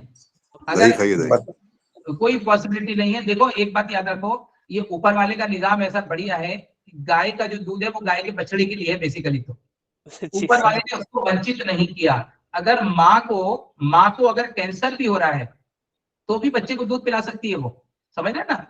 माँ को अगर लैक्टेटिंग मदर है, बच्चे को दूध पिला रही है, माँ को अगर ट्यूबरकुलोसिस भी है तब भी बच्चे को दूध पिला सकती है, बस ओपन ट्यूबरकुलोसिस ना हो, यानी ऐसा कि जिसमें खून आ रहा हो, है ना, या for that matter breast cancer अगर है और वो ओपन है और उसमें सर्जरी है, तब एडवाइस करते हैं। अदरवाइज ऊपर वाले की का सिस्टम ये है कि याद रखो कि जो दूध है उसकी क्वालिटी पे असर नहीं पड़ता। कोई माँ बहुत गरीब है, खेत में काम कर रही है, उसका हीमोग्लोबिन केवल 5 है, उसका भी जो ब्रेस्ट मिल्क होगा उसकी क्वालिटी वही होगी जो बहुत एलीट ग्रुप की बहुत बहुत मालदार फैमिली की महिला की होगी। क्वांटिटी ऑफ मिल्क पे फर्क पड़ सकता है, क्वांटिटी जो अच्छा खा रहा है उसको दूध ज्यादा वही बात समझ में आती है, लेकिन quality of milk will remain the same whether you are poor और you are very rich person. Okay, तो ये ऊपर वाले का सिस्टम है। यस, अब आगे बढ़े, हम कुछ बात करेंगे हार्ट अटैक के ऊपर, है ना? जी सर। Okay, yes sir. देखो अब आप लोग जरा और से सुनो, बी वेरी अटेंटिव। 3 बीमारियां इस समय बहुत हैं, blood pressure, heart attack and diabetes. आप ये समझ लीजिए ये एक ऐसा चक्रव्यूह है कि हर बीमारी दूसरी बीमारी को पैदा करती है। अगर आपको ब्लड प्रेशर है तो पूरी संभावना है कि आपको हार्ट डिजीज हो। अगर आपको डायबिटीज है तो पूरी संभावना है कि आपको हार्ट डिजीज हो, है ना? अगर आपको हार्ट डिजीज है ना, तो बहुत सारी संभावना आपको लंग्स डिजीज की हो जाती है। अगर आपको लंग डिजीज है तो बहुत सारी संभावना आपको हार्ट डिजीज की हो जाती है। तो ये याद रखिए, प्रेशर जो है नहीं बढ़ना चाहिए कभी भी। आप अपने ब्लड प्रेशर को कंट्रोल में रखिए, चाहे मैरिड हो चाहे अनमैरिड हो। ये कहना कि शादी हो गई इसलिए मेरा ब्लड प्रेशर बढ़ता है, गलत बात है। ओके, प्रेशर को कंट्रोल में रखना है। तो कैसे? पानी पिलाना। एक तो ये कि हमारी जो लाइफ स्टाइल है, जो हमारी जीवन शैली है, ये आप सब जानते हो, ये तीनों बीमारियां जो हैं ये हमारी लाइफ स्टाइल डिजीजेस हैं। इसमें कुछ हेरिडिटी का भी रोल है, लेकिन basically they our life style disease. Blood pressure, diabetes and heart disease. अब चूंकि हमारी फिजिकल एक्टिविटी बहुत कम हो गई, हमारा खान पान बिल्कुल बदल चुका है। हम पहले खेतों में काम करते थे, हम फिजिकल वर्क बहुत करते थे। जो आदमी आज भी खेत में काम कर रहा है, बहुत मेहनत कर रहा है, पसीना बहा रहा है, अगर वो 2 रसगुल्ले खा ले उसे कोई परेशानी की बात नहीं, क्योंकि वो कैलोरी को बर्न भी कर रहा है ना? वो सामान लेके, ईंट लेके, रेत लेके वो 6 मंजिल चढ़ रहा है, वो बहुत फिजिकल वर्क कर रहा है। लेकिन आप और हम जो सिर्फ कुर्सी पे बैठे रहते हैं, जो फिजिकल एक्टिविटी बहुत कम करते हैं, अगर हमें जरा से दूर मार्केट पे जाना है तो हम स्कूटी उठाते हैं, अगर हम मंदिर मस्जिद जा रहे हैं तो भी हम स्कूटी से जाते हैं। जब हमारी फिजिकल एक्टिविटी बहुत कम हो गई तो हमें डाइट के ऊपर कंट्रोल करना चाहिए कि हमें उतनी ही कैलोरीज लेनी चाहिए जो हमारे लिए है, लेकिन हम ऐसा नहीं करते, है ना? तो ये सारी जो जीवन शैली बदली है, लैपटॉप के सामने बैठे हैं, कंप्यूटर के सामने बैठे हैं और काम करे चले जा रहे हैं, 4-4, 5-5 घंटे बैठे हैं। पहली बात तो याद रखिए, जब भी आप कंटिन्यूअस बैठेंगे, कंटिन्यूअस, तो आपको सर से लेकर पैर तक बहुत बीमारी हो सकती है। स्पाइन की स्पॉन्डिलाइटिस हो सकती है, आपकी नजर कमजोर हो सकती है, आपके मस्कुलोस्केलेटल सिस्टम में प्रॉब्लम हो सकती है, आपके ज्वाइंट में प्रॉब्लम हो सकती है। इसलिए याद रखिए, बहुत देर तक, कई घंटे तक एक साथ मत बैठिए। 1-2 घंटे के बाद उठ के थोड़ा सा वर्कआउट कीजिए, खड़े होइए और थोड़ा सा वर्कआउट, हाथ पैर चलाइए, उठिए, स्किपिंग कीजिए, कुछ भी कीजिए। 2 घंटे के बाद जरूर अपने बॉडी के मसल्स और ज्वाइंट्स को मूवमेंट दीजिए। ओके, कुछ नहीं करिए, वहीं खड़े खड़े थोड़ा सा कूद लीजिए, फाड़ लीजिए, हाथ पैर चलाइए, मूव योर ज्वाइंट्स। और अगर थोड़ा सा वॉक करके आ जाए बहुत अच्छी बात है। एक तो ये, दूसरा, अपने खान पान को नियंत्रित कीजिए, वही खाइए जो खाना चाहिए। हमें क्या खाना है आप सब जानते हैं। संतुलित आहार क्या है? सबसे पहले पानी। हमारी बॉडी में 75% पानी है। भगवान ने जो सृष्टि बनाई है, ये संसार बनाया, इसमें 75% पानी है, जानते हैं आप? जो थल है, जो खुश्की है, वो केवल 25% है, बाकी पानी है। तो हमारी गतिविधि सारी पानी पे रहनी चाहिए। आप ये देख रहे हैं, ये मैंने अभी पानी मंगाया, इसलिए बार बार पानी पीजिए। हर 1 घंटे में 1 सिप जरूर ले लीजिए। अगर गर्मियों के दिन है, टेम्परेट क्लाइमेट में है, बहुत गर्मी है, तब आपको 6 लीटर पानी, 2 से लेकर 6 लीटर पानी पीना है। 2 लीटर पानी जरूर गर्मी में पीना है, 2 लीटर। अब आप कहेंगे 6 लीटर, वो 6 लीटर मैं उसको बता रहा हूँ जो बहुत हार्ड वर्क कर रहा है, जो बहुत पसीने बहा रहा है। लेकिन गर्मियों के दिनों में 2 लीटर पानी जरूर पीना है, और खाने से पहले जरूर पानी पीजिए, रिमेंबर। तो बैलेंस डाइट में क्या है कि आपकी 50 to 60% कैलोरीज कार्बोहाइड्रेट से आनी चाहिए, 20% कैलोरीज प्रोटीन से आनी चाहिए, और 10 से 15% कैलोरीज जो है आपकी फैट से आनी चाहिए। उसमें अच्छी मात्रा के अंदर फाइबर होना चाहिए, ग्रीन लीफी वेजिटेबल्स होने चाहिए, गाजर, मूली, है ना, इस तरह की चीजें, टमाटर, प्याज, ककड़ी, व्हाटएवर जो सीजनल आपको अवेलेबल है, लॉट ऑफ फाइबर ये होना चाहिए। इसी तरह कॉर्न है, मक्का है, सारी चीजें। पानी को हम भूल जाते हैं, हम जब खाना खाते हैं तो पानी तो व्हीकल है, हमारे डाइजेस्टिव सिस्टम का व्हीकल जो है वो पानी है, इसलिए खूब पानी पीना चाहिए। खाने से पहले पानी पीना चाहिए, खाने के बीच में पानी पीना चाहिए, लेकिन खाने के बाद नहीं पीना चाहिए। नंबर 1 पानी। फिर green leafy vegetables and fruits. हमने क्या किया, ऑर्डर किया, बर्गर खा लिया, पिज्जा खा लिया, है ना, पास्ता बना लिया, ये खा लिया, ये खाना नहीं है। खाना वही है जो हम खाते हैं, चावल, दाल, अन्न, रोटी, सलाद, फल, राजमा, मीट, अंडा, दूध, ये सारी चीजें। जरूरी नहीं कि आप नॉनवेज हो, तो नॉनवेज डाइट के अंदर उसको थोड़ा एज ये है कि उसके अंदर essential amino acids, essential fatty acids होते हैं जो वेजिटेबल सोर्स में नहीं मिलता। ओके लेकिन वॉट एवर यू आर, अगर आप प्योर वेजिटेरियन है तब भी आप दाल, राजमा और सब्जी और लेग्यूम्स, इन सब से वो प्रोटीन और सब हासिल कर सकते हैं। लेकिन ये याद रखना है कि आपको अपनी 60% कैलोरीज कार्बोहाइड्रेट से लेनी है। अब हम अगर रोजाना 2 समोसे खा रहे हैं, स्कूल में है समोसा, रसगुल्ला, तो समोसे के अंदर बहुत कैलोरीज होती है, आप जानते हैं, बहुत कैलोरीज होती है। एक समोसा अगर 100 ग्राम का है, 100 ग्राम का मान लीजिए, तो उसके अंदर क्या है, मेनली मैदा है, आलू है, तो ये कार्बोहाइड्रेट है। 1 ग्राम कार्बोहाइड्रेट में 4 किलो कैलोरीज होती है ना। अगर वो समोसा 100 ग्राम का है तो उसके अंदर 400 कैलोरीज तो ऐसे ही होगी, तब आलू से और मैदे से। फिर जब समोसा बनता है तो वो फैट के अंदर, रिफाइन के अंदर, चर्बी के अंदर, कढ़ाई के अंदर डूबा रहता है, 15-20 मिनट डूबता है। आप समझ लीजिए वो कितना फैट एब्जॉर्ब करता है। एक तो मैदा है तो वैसे फैट एब्जॉर्ब करता है, इतना फैट होता है, इतना उसमें तेल होता है समोसे के अंदर कि आप एक समोसे को कागज में रैप कीजिए, फिर दूसरा लगाइए, फिर तीसरा, अगर आप 15-20 न्यूज़पेपर में समोसे रखते जाएंगे तब भी उसमें आप कुछ ना कुछ फैट के निशान आते हैं, थोड़ा बहुत निशान जरूर आ जाता है। जी सर। तो इसका मतलब ये है कि अगर आप ये मान के चलें कि 10 ml भी उसमें फैट है, 10 ml, तो उसका मतलब क्या हुआ कि 90 कैलोरीज इससे हो गई। फैट में 1 ग्राम में 9 कैलोरीज होती है, एक समोसे में 400-500 कैलोरीज हो गई। तो टोटल कैलोरीज हमें 1800-2000 लेनी है। उसमें से अगर हमने 2 समोसे खा लिए तो इसका मतलब 1 लंच तो हो गया। तो फिर घर जाके कह रहे हैं मुझे भूख नहीं लग रही, और ऊपर से खा भी रहे हैं आप। ये सारा जो एक्सेस हम खाते हैं वो हमारी एक्सेस जो फैट है, हमारी धमनी और शिराएं जो होती हैं, आर्टरीज और वेन्स, मेनली आर्टरीज में जाके डिपॉजिट होता है। जाएगा कहाँ, हमें लेना है 15% से केवल फैट से। हम खा रहे हैं फैट बहुत ज्यादा। और मेरे जो मुस्लिम फ्रेंड्स हैं, बिरयानी, कोरमा, नहारी, पाए, इसमें बहुत फैट पड़ता है ना, बहुत फैट पड़ता है। आपने एक बार हमने बिरयानी बनाई तो पता चला आपका जो है एक फॉर्चून में से आधा फॉर्चून आपका एक ही दिन में खत्म हो गया। Remember my friends, daily fat intake जो है आपके लिए, हमारे लिए इस एज ग्रुप में डेली फैट इंटेक जो है 15 ml पर डे है। ठीक है, जीवन कुमार हो या दीपक हो, 15 ml of fat per day required होती है। अब अगर आप हस्बैंड वाइफ हैं, 2 लोग हैं, तो आप दोनों को मिला के 30 ml फैट चाहिए। 30 ml का मतलब ये है कि 1 महीने के लिए, 30 दिन के लिए 30 ml इंटू 30, 900 ml फैट चाहिए।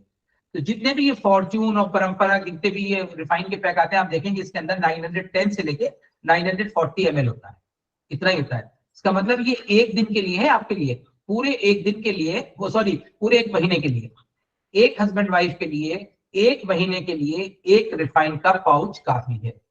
लेकिन हम करते क्या है, अगर हम पूरी कचौरी बना रहे हैं तो हमने एक ही दिन के अंदर 1/3 इस्तेमाल कर लिया। वो जा आ रहा है और आपकी बॉडी में तो जा रहा है, कोई एग्जिट तो है नहीं, फैट बाहर तो जा नहीं रहा, तो वो हमारी धमनियों के अंदर जाके स्टे करता है, जिससे ब्लड प्रेशर बढ़ने लगता है। जब हमारी धमनियों के अंदर एक्सेस फैट होगा तो फिर प्रेशर, ब्लड को फ्लो में रुकावट आएगी और प्रेशर बढ़ेगा। बिल्कुल ऐसा ही जैसे पाइप है, आप जिस पाइप से पानी डाल रहे हैं अपने गार्डन के अंदर, अगर पाइप के ल्यूमेन के अंदर, पाइप के अंदर कुछ रुकावट आ रही तो प्रेशर बढ़ेगा। यही होता है कि हमारा प्रेशर बढ़ने लगता है। जब हम एक्सेस फैट खाते हैं तो वो फैट हमारी धमनियों के अंदर जम जाता है और फिर ब्लड फ्लो में रुकावट आती है, प्रेशर बढ़ने लगता है।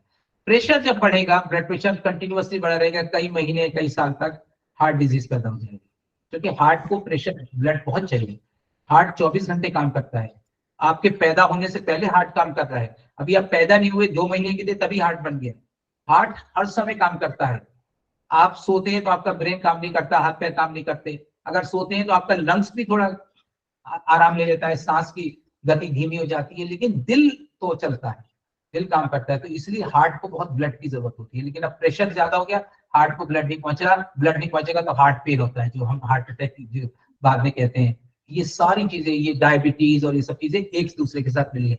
बेसिकली है हमारी डाइट और एक्टिविटी, फिजिकल एक्टिविटी। अगर हम फिजिकली एक्टिविटी कर रहे हैं, अगर हम 45 minutes brisk walk, morning walk जरूरी नहीं, बहुत से लोग कहते हैं हम सुबह में टाइम नहीं, कोई बात नहीं, किसी भी समय आप 40-45 मिनट निकालिए, तेज दौड़िए, ब्रिस्क वॉक, हल्के हल्के नहीं, बिटवीन रनिंग एंड वॉकिंग इतना तेज चलिए कि आपके दिल की धड़कन डबल हो जाए। नॉर्मली आपका जो दिल है 70-72 बार 1 मिनट में चलता है, आपको लगने लगे, थोड़ा सा हल्का सा सांस फूले, यानी ब्रिस्क वॉक होना चाहिए रनिंग और वॉकिंग के बीच में। 45 मिनट्स कोई एक्सरसाइज कीजिए, कोई गेम जरूर खेलिए, कोई गेम, क्रिकेट नहीं जिसमें एक ही जगह खड़े आप बैटिंग कर रहे हैं, नहीं, ऐसा गेम जिसमें आप थोड़ा उछल कूद करें, बैडमिंटन हो, स्विमिंग हो, साइकिलिंग हो, कोई भी ऐसा गेम जिसमें आपकी पूरी बॉडी मूव करे। ये गेम 15-20 मिनट के लिए अपने लिए समय निकालिए, अपने लिए, अपने शरीर के लिए समय निकालिए, फिजिकल एक्टिविटी कीजिए, डाइट पे कंट्रोल। ये नहीं कह रहा कि ये मत खाइए वो मत खाइए, ऐसा नहीं है, आप खाइए, लेकिन उससे सिर्फ फॉर एग्जाम्पल आपको मीठे का शौक है, आप देख लीजिए, कोई बात नहीं, जब तक आपको डायबिटीज नहीं है आप मीठा खा सकते हैं। मीठा खाने से डायबिटीज नहीं होती, ये भी एक भ्रांति है, ये भी एक भ्रम है कि जो लोग मीठा खाते हैं उन्हें डायबिटीज होती है, नहीं, ऐसा नहीं है बिल्कुल। एक बार डायबिटीज हो जाए तो आपको मीठे को रोकना है, लेकिन ऐसा नहीं कि जो लोग मीठा बहुत खाते हैं उन्हें डायबिटीज हो जाएगी। डायबिटीज में जेनेटिक फैक्टर, हेरिडिटरी फैक्टर बहुत पार्ट प्ले करता है, आपका खान पान पार्ट प्ले करता है, आपकी एक्सरसाइज, आपकी फिजिकल एक्टिविटी, और अगर आपको ओबेसिटी है तो ये सारी चीजें मिलके, ये पूरी जीवन शैली मिलके ये तीनों बीमारी पैदा करती है। अब हम बात ये करेंगे कि अगर किसी को हार्ट अटैक हो रहा है क्या करेंगे इमीडिएटली। देखिए, भारत इस समय आप सब जानते हैं diabetic capital of the world कहलाता है, यानी दुनिया भर में डायबिटीज के सबसे ज्यादा केसेस हमारे यहाँ है, ठीक है। ये कहते हैं तकरीबन सारी दुनिया में आधे केसेस डायबिटीज के हमारे यहाँ। बहुत तेजी के साथ जो जीवन शैली बदल रही है उससे हार्ट डिजीज बहुत तेजी से बढ़ रही है। आप बड़े होते होते देख रहे हैं अपने बचपन से, यानी जब आप प्राइमरी स्कूल में होंगे तब से लेके आज तक जो आपकी एज, आपने देखो कितनी तेजी से हार्ट के हॉस्पिटल बन रहे हैं। पहले नहीं थी ये, है ना, पहले हार्डली देश में 2-4 हार्ट के हॉस्पिटल थे, अब आपको हर शहर में हार्ट के हॉस्पिटल मिलेंगे। इससे क्या पता चल रहा है कि तेजी के साथ ये बीमारी बढ़ रही है। तो अगर किसी को हार्ट अटैक हो रहा है तो उसके सिम्टम्स क्या है? 3, severe pain in the chest, ये जो चेस्ट बोन होती है ना, चेस्ट बोन जो सीने की हड्डी होती है, इसके बिल्कुल नीचे के हिस्से में यहाँ पे पेन होता है, सीवियर पेन, बहुत सीवियर पेन होता है, सीवियर एक्सक्रूशिएटिंग पेन, जैसे कपड़े निचोड़ते हैं, वेरी सीवियर पेन। दूसरी चीज लेफ्ट साइड में, और ये पेन रेडिएट करता है लेफ्ट आर्म में, आपके हाथ में जाएगा, ऊपर जाएगा, गर्दन में जाएगा, और आपके लोअर जो मैंडिबल है, जबाड़ा, ये मैंडिबल जो आपका जॉ, इसमें भी हो सकता है। लेफ्ट साइड, क्योंकि लेफ्ट साइड की तरफ हार्ट ज्यादा है, तो severe pain in the chest, middle of the chest, with lot of घबराहट होती, टिपिकल घबराहट होती है जब ये पेन होता है। सेकेंड, सांस फूलने लगता है। अल्टीमेटली क्या हो रहा है कि आपकी बॉडी में ऑक्सीजन पूरी नहीं पहुंच पा रही, क्योंकि आपके यहाँ ब्लॉकेज है, किसी आर्टरी के अंदर ब्लॉकेज हो गया, हार्ट को जो आर्टरी जा रही है उसमें ब्लॉकेज है, ब्लॉकेज की वजह से ब्लड नहीं जा रहा। ब्लड नहीं जा रहा का मतलब ऑक्सीजन रुक रही है, ब्लड तो ऑक्सीजन लेके जाता है, तो जब ऑक्सीजन हार्ट में पूरी नहीं पहुंचेगी तो सांस फूलेगा, तो ये स्थिति होती है। सर, क्या एक बार अटैक आने के बाद लाइफ सिक्योर नहीं होती है? जी, क्या बोला आपने? एक बार अटैक आने के बाद क्या लाइफ सिक्योर नहीं होती है? क्या लाइफ सिक्योर नहीं होती है, ये पूछ रही है। सुरक्षित, सिक्योर, आगे सुरक्षित नहीं रहती सर, महफूज। ऐसा नहीं है कि एक बार हार्ट अटैक आ गया तो आप खतरे में आ गए। देखो, मेडिकल साइंस में स्पेशली कार्डियोलॉजी के अंदर बहुत एडवांसेस हुए हैं, ऐसा नहीं है, लेकिन still prevention is better than cure, उसका कोई जवाब नहीं। हार्ट के ऊपर कोई अटैक आया तो आप ये ऐसा मान लीजिए जैसे भूकंप आया, तो भूकंप से चाहे आपका घर गिरा ना हो, लेकिन कहीं ना कहीं दरार तो आई है ना, कहीं ना कहीं कोई चीज बाल को आया है आपकी दीवार में, बस ऐसे ही समझ लीजिए हार्ट थोड़ा सा वीक हुआ, ठीक है। लेकिन अब करना क्या है आपको? करना ही है आपको, करना क्या है कि पहले तो समझिए इसके लक्षण क्या है। तो सीवियर पेन लेफ्ट साइड, दूसरा सांस फूलेगा, सांस लेने में दिक्कत होगी, घबराहट होगी, और क्या होगा, माथे के ऊपर पसीना आएगा, sweating over the forehead. Most of the time ये बहुत होता है। अब जनवरी दिसंबर की सर्दी और सीने के ऊपर और पसीना आ रहा है आपके फेस के ऊपर, that is sine of heart attack. तो तुरंत आपको क्या करना है, तुरंत पहला फर्स्ट एड, इस पेशेंट को खुले में ले आइए, ऑक्सीजन चेक। बेसिक मैकेनिज्म है कि प्रॉपर ऑक्सीजन नहीं पहुंच रही, हार्ट को ऑक्सीजन प्रॉपर नहीं पहुंच रही। किसी भी पेशेंट को अगर आप हार्ट के हॉस्पिटल दिल्ली में स्कॉट्स लेके जाएंगे, किसी कार्डियोलॉजी सेंटर पे लेके जाएंगे, सबसे पहले इमरजेंसी के अंदर ऑक्सीजन लगाई जाएगी। अगर घर के अंदर पेशेंट है तो उसको एकदम तुरंत बाहर बरामदे में लाइए, खुले में लाइए ताकि ऑक्सीजन मिले। सेकेंड, ऐसे हर पेशेंट को जिसको चेस्ट पेन हो रहा है, सीवियर पेन हो रहा है लेफ्ट साइड में, स्वेटिंग हो रही है, सांस फूल रहा है उसका, ऐसे हर पेशेंट को ये मान के चलिए कि हार्ट अटैक है। इसको एक गोली डिस्प्रिन, डिस्प्रिन जानते हैं सब, एस्प्रिन जो होती है, डिस्प्रिन पानी, यस सर। डिस्प्रिन ये जो खून का थक्का बनता है जिसे हम क्लॉट कहते हैं, वो प्लेटलेट्स का एग्रीगेशन होता है। प्लेटलेट्स इकट्ठे जुड़ जाते हैं तो वो थक्का बना के खून के प्रवाह को रोकते हैं। तो Disprin is anti platelet, platelet को, क्लॉट को ये बिखर देती है, क्लॉट को तोड़ देती है। तो तुरंत डिस्प्रिन दीजिए, पानी में घोल के उसको डिस्प्रिन दीजिए, और एक गोली जीभ के नीचे सॉर्बिट्रेट, सॉर्बिट्रेट सब याद रखिए, मोनोट्रेट, सॉर्बिट्रेट, ये टैबलेट सबके पास रहनी चाहिए। बहुत सस्ती गोली है, 2-3 रुपए का पूरा पत्ता आता है, ये 10 गोली का। सॉर्बिट्रेट, मोनोट्रेट तुरंत जीभ के नीचे रखिए, एक गोली, दर्द ठीक के बाद दूसरी गोली रख दीजिए। अगर ये हार्ट का पेन है, 15 से 20 मिनट के अंदर पेन ठीक। आपने ये क्या किया, आपने ऑक्सीजन दी, खुले में ले आए पेशेंट को, तुरंत आपने एक गोली डिस्प्रिन घोल के पिला दी, और आपने सॉर्बिट्रेट। अगर आपने टाइम से डिस्प्रिन दे दिया तो समझिए कम से कम आपने पेशेंट का 1 लाख रुपए बचा दिया। वो क्लॉट बनता, ब्लॉकेज होता, और फौरन ले जाके करानी पड़ती। टाइम ये हार्ट पेन में सर कौन सा दवाई खिलाने का? Sorbitrate, Sorbitrate. अच्छा, थैंक यू। सॉर्बिट्रेट, मोनोट्रेट, 2 नाम से आती है। तो ये तुरंत आपको ये करना है। अगर अब हार्ट अटैक नहीं है, मान लीजिए, जरूरी नहीं कि आप सोच रहे हैं हार्ट अटैक है तो हार्ट अटैक नहीं है। अगर हार्ट अटैक नहीं है और तब भी आपने डिस्प्रिन और सॉर्बिट्रेट दे दिया, कोई नुकसान नहीं है। सर मेरा क्वेश्चन, यस, सॉर्बिट्रेट देने से ज्यादा साइड इफेक्ट हो सकता है कि थोड़ी देर सर में दर्द हो जाता है, कोई बात नहीं। I have a question. अभी मैं बता, ये जो हार्ट डिजीज में जो पहला घंटा होता है, इसे हम गोल्डन आवर कहते हैं। गोल्डन आवर यही है सबसे बड़ा टारगेट एरिया, यही है जिसके ऊपर हमें काम करना है। अगर 1 घंटे के अंदर अंदर इस पेशेंट को आपने किसी अच्छे हार्ट सेंटर में, किसी अच्छे हॉस्पिटल दिया, और तो लाइफ को खतरा नहीं है, आगे सेव हो जाएगी। लेकिन इस गोल्डन आवर को अगर आपने मिस कर दिया तो क्या करें? कभी कभी ऐसा होता है कि आप ऐसी जगह है कि आपको अस्पताल तक पहुंचने में 1 घंटा लगेगा, इतनी देर आप एम्बुलेंस से गाड़ी निकालेंगे 1 घंटा लग जाएगा। तुरंत आप ये काम करिए कि इस पेशेंट को खुले में ले आइए। अगर बहुत सर्दी है, जनवरी फरवरी की भी सर्दी है, कोई चिंता मत कीजिए, इसे खुले आसमान में लाइए ताकि इसे ऑक्सीजन मिले। दूसरा, डिस्प्रिन दे दीजिए, सॉर्बिट्रेट दे दीजिए। ओके, गोल्डन आवर में अगर आपने ये कर लिया तो मोस्ट ऑफ द टाइम इस बात की संभावना है कि आपने इसको हार्ट अटैक और बड़े खतरे से, एंजियोप्लास्टी बचा लिया। वो वहीं पे क्लॉट जो है वो धुल सकता है, क्लॉट गायब हो सकता है। इसलिए यही फर्स्ट एड है, और तुरंत पेशेंट को अस्पताल पहुंचाने की चिंता करनी चाहिए। Arrange immediately, arrange the ambulance.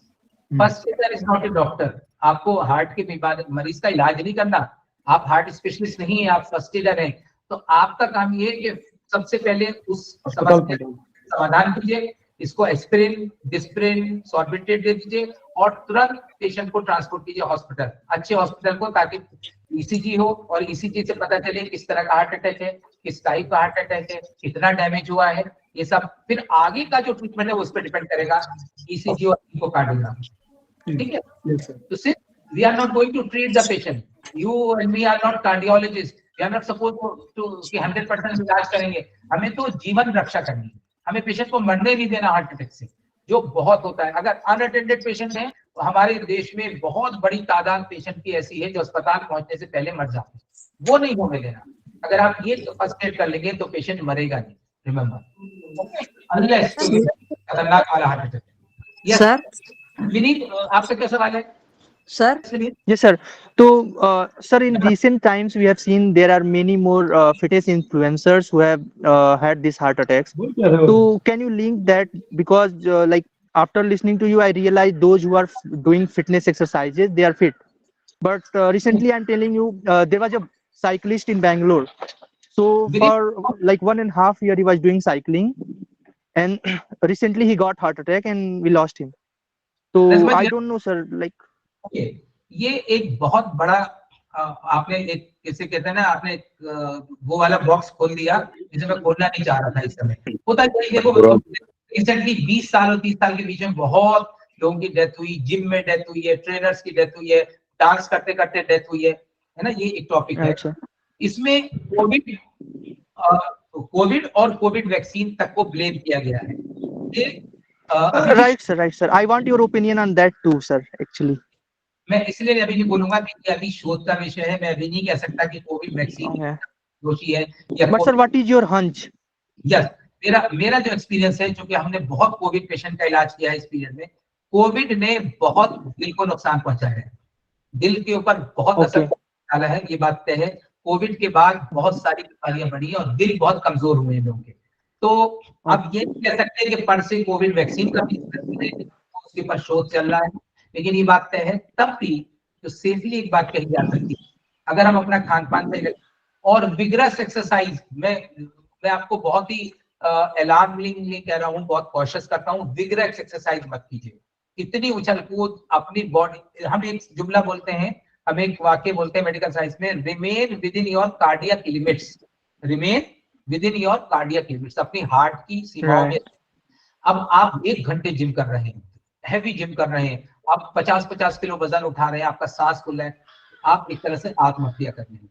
ऐसा जिम नहीं करना। मैंने आपको बोला अगर 2-3 घंटे आप बैठे तो आप थोड़ा सा उछल कूद कर लीजिए, थोड़ा सा विग्रस नहीं, थोड़ा सा नॉर्मल एक्सरसाइज कर लीजिए। ये जो आप योगा के ऊपर आजकल बहुत जोर दिया जा रहा है, योगा है, फॉर दैट मैटर नमाज, मुस्लिम जो नमाज पढ़ते हैं ऊपर नीचे सजदा रुकू, सब ये सब एक्सरसाइज है, एक्सरसाइज का भी फायदा इसमें है। इसी तरह आप कोई योगा कर रहे हैं, वो हैवी एक्सरसाइज कभी नहीं करना चाहिए। और दूसरी बात, पेट भरे खाना खाने के बाद कभी नहीं करनी चाहिए। अगर आपको कोई भी वर्कआउट करना है, कोई भी एक्टिविटी करनी, खाने के 2 घंटे बाद, खाना खाने के तुरंत बाद तो ये कहते हैं कि स्नान भी नहीं करना चाहिए। क्यों नहीं करना चाहिए? कि जैसे ही आपने खाना खाया है तो आपका जो पाचन तंत्र है वो सबसे बड़ा सिस्टम है, आपकी जो इंटेस्टाइन है वो 30 फीट लंबी है, आपकी जो आंतें अगर उन्हें फैलाई है 30 फीट लंबी, तो सारा ब्लड सर्कुलेशन आपका पाचन तंत्र की तरफ, डाइजेस्टिव सिस्टम की तरफ चला गया। जब आपने खाना खाया तो आपकी बॉडी को, आपके हार्ट से सारा जो ब्लड है वो जा रहा है आपके डाइजेस्टिव सिस्टम की तरफ, क्योंकि आंतों की जो लंबाई है वो 30 फीट है। ओके, तो उस समय खाना खाने के 2 घंटे बाद तक आपके बॉडी में सबसे ज्यादा जो ब्लड है वो आपके इंटेस्टाइन और पेट की तरफ है। तो इसलिए अगर आपको एक्सरसाइज करेंगे तो हार्ट उसको कोप नहीं कर पाएगा, हार्ट उसको बर्दाश्त नहीं कर पाएगा, उसे ऑक्सीजन की जरूरत है, उसे ब्लड की जरूरत है, वो उधर गया हुआ है पाचन तंत्र की तरफ। Therefore, no exercise within 2 hours of the meals, whether dinner or lunch. और सर मेरा एक प्रश्न था, मैं जीवन बदायूं से हूँ जी। ये कोलेस्ट्रॉल सर जो बार बार बढ़ता है, तो इसके लिए दवा लेने का कोई कोर्स है क्या, कि इतने दिनों तक ही दवा लेनी चाहिए? ऐसे हम दवा नहीं बताते। कोलेस्ट्रॉल अगर आपका, देखिए नॉर्मली 4 चीजें हैं ये लिपिड प्रोफाइल में, 4 चीजें अच्छी तरह सुन लीजिए। कोलेस्ट्रॉल 200 से ऊपर नहीं होना चाहिए, उसके बाद ट्राइग्लिसराइड टीजी जिसे बोलते हैं 150 के नीचे होना चाहिए, उसके बाद एलडीएल है ना, लो डेंसिटी जो लाइपोप्रोटीन्स होती हैं, एलडीएल, इसका सीधा हार्ट डिजीज से संबंध है, सीधा डायरेक्टली प्रोपोर्शनल है ये ट्राइग्लिसराइड और एलडीएल। एलडीएल जिसे हम कहते हैं खराब कोलेस्ट्रॉल है ना, बुरा कोलेस्ट्रॉल, ये अगर 100 के ऊपर हो रहा है तो आप बहुत खतरे में आ जाएंगे। ट्राइग्लिसराइड 150 के नीचे, एलडीएल 100 के नीचे, और एक होता है एचडीएल हाई डेंसिटी लाइपोप्रोटीन जो अच्छा कोलेस्ट्रॉल कहलाता है, वो 50 के आसपास होना चाहिए। ऐसे याद रख लीजिए 50, 100, 150, 200, 50, 100, 150, 200। Cholesterol not more than 200, triglyceride not more than 150, LDL not more than 100 and HDL around 50। अब एलडीएल आपका 150, 160 है, आपका ट्राइग्लिसराइड 200 है, आपका कोलेस्ट्रॉल 40, 300, 400 है, आप खतरे में। कैसे कम करेंगे? सबसे पहले डाइट एंड एक्सरसाइज। एकदम से दवा नहीं शुरू करते, 3 महीने आराम से। अगर आपका कोलेस्ट्रॉल 200 से बढ़ के 300 तक आ गया, कोई चिंता की बात नहीं, आप फैट कम कर दीजिए, आप एक्सरसाइज बढ़ा दीजिए, आप अपने पानी बढ़ाइए पीने का, आप सोने की 8 घंटे नींद लीजिए। ये सारी चीजें एक साथ हैं। नींद पूरी कीजिए, साउंड स्लीप हो, पानी आप ज्यादा पिए, आप 3 किलोमीटर चलें, आप अच्छी डाइट लें, फैटी डाइट अवॉइड करिए, specially junk food, carbonated drink, burger, pizza, बाहर की चीजें जो जोमेटो और स्विगी और ये सब जो आ गए, जो ऑर्डर किया बाहर से खा लिया, बहुत ही पुअर क्वालिटी का इसमें रिफाइंड होता है, बहुत पुअर क्वालिटी का। आपने अगर रिसर्च करनी है तो हलवाई की दुकान पे जब कढ़ाई में समोसे बन के 3-4 बार समोसे बन जाते हैं, तो उस तेल को ये सब लोग ले जाते हैं, उस तेल से आपका वो खाना बनाते हैं जो आप बड़े चाव से खाते हैं, बर्गर और पिज्जा ऑर्डर करके। ठीक है, सो देयरफॉर अपनी डाइट पे अगर कंट्रोल करेंगे, अपने नियमित व्यायाम करेंगे, तो आप कोलेस्ट्रॉल पे कंट्रोल कर सकते हैं। लेकिन 3 महीने बाद दोबारा कराइए। अगर अभी बढ़ा हुआ आया है तो आप अपने चिकित्सक से संपर्क करें, फिर हो सकता है आपको दवा की जरूरत पड़े, एंटी कोलेस्ट्रॉल मेडिसिन की जरूरत पड़ सकती है। कोलेस्ट्रॉल 200 से ऊपर नहीं होना चाहिए। सर, यस हेलो सर, क्या टेंशन डायबिटीज का भी कारण है? जी, टेंशन सर डायबिटीज का कारण है? बड़ा कारण है ये। टेंशन बहुत बड़ा कारण है। और मैं देखिए, मैंने बहुत सी चीजें कारण जो है आजकल blood pressure, diabetes, heart disease, इसमें टेंशन का बहुत बड़ा रोल है। कुछ एक्सपर्ट्स कहते हैं कि 15 से 20-25% तक इसका रोल टेंशन, स्ट्रेस जो है। स्ट्रेस से हमारी बॉडी में बहुत से बायोकेमिकल चेंजेस होते हैं, आप सब जानते हैं। स्ट्रेस हमारी बॉडी में बहुत से हार्मोन, बहुत सी बुरी चीजें सीक्रेट करता है। स्ट्रेसफुल लाइफ, स्ट्रेस का ब्लड प्रेशर से संबंध तो सब समझते हैं कि स्ट्रेस से ब्लड प्रेशर बढ़ता है। बहुत ज्यादा कॉफी का इस्तेमाल, कॉफी कुछ चीजों में बहुत फायदेमंद है, लेकिन कॉफी का बहुत ज्यादा चलन ब्लड प्रेशर भी बढ़ाता है और स्ट्रेस भी बढ़ा सकता है। बहुत सारी चीजें सर, वन मोर क्वेश्चन। मेरे पास 5 मिनट और हैं, फिर 12:30 में जी सर, वन मोर क्वेश्चन। तो can you talk about which current like this refined oil or pure mustard oil, which one could be better or which are better for health, probably especially for heart? Okay, पूरे शरीर के स्वस्थ रहने के लिए आपको जो आप रिफाइन यूज करते हैं उसको आपको रोटेट करना है। ये नहीं कि एक ब्रांड यूज करते हैं आप, याद रखिए, ये नहीं कि आप यूज करें चल रहे। कभी आप सफोला यूज कीजिए, कभी आप सनफ्लावर ऑयल यूज कीजिए, कभी आप mustard oil is very good. Mustard अगर आप यूज करते हैं, और प्योर मस्टर्ड अगर आप अपने सामने लगा के मस्टर्ड ले सकते हैं, दैट इज ओके, राइट। और आपने सुना होगा मोबाइल नंबर सर, मेरा एक सवाल था सर। Thank you sir. पहले मैं इनका जवाब। जी सर, मैं प्योर हो लेकिन मिलावट ना हो। देखो आज देश में हर चीज में मिलावट है, बहुत सारे refinery. Right sir, right. Palm oil बहुत सस्ता होता है, तो ये देख लीजिए उसके अंदर पाम नहीं होना चाहिए। आप सोयाबीन यूज कीजिए, कभी आप सनफ्लावर ऑयल यूज कीजिए, एक ब्रांड का यूज कीजिए, रोटेट करते जाइए। और मस्टर्ड ज्यादा यूज कीजिए, अगर आप मस्टर्ड ऑयल अपने सामने निकलवा सकते हैं, सामने देख सकें, जी। इसी तरह असली के ऊपर अगर आपको यकीन है कि असली की है, दैट इज आल्सो गुड। लेकिन वो सर, ये HB1AC टेस्ट खुद से करा लेना चाहिए क्या? नॉट मोर देन 15 ml, कुछ भी हो, चाहे मस्टर्ड ऑयल हो, 15 ml से ज्यादा डेली कंजप्शन नहीं होना चाहिए। यस, इकरामुल्लाह का आप कुछ कह रहे हैं? ये HB1AC टेस्ट जो टेस्ट होता है, वो क्या खुद से कराता रहना चाहिए क्या हमेशा शुगर के लिए? देखो, अब मैं बता रहा हूँ, 40 साल के जो लोग हो गए, जो लोग 40 साल को टच कर रहे हैं, उनको जरूर साल में एक बार, अगर उन्हें कोई समस्या नहीं है, कोई भी समस्या नहीं है, तो भी उनको लिपिड प्रोफाइल अपना कराना चाहिए। लिपिड प्रोफाइल जिसमें सब आ जाता है। लिपिड प्रोफाइल के अंदर कोलेस्ट्रॉल, ट्राइग्लिसराइड, LDL, HDL सब आता है। और महीने में एक बार अपना ब्लड प्रेशर जरूर नपवाना चाहिए, महीने में एक बार। Okay sir. इसको कोई समस्या नहीं है।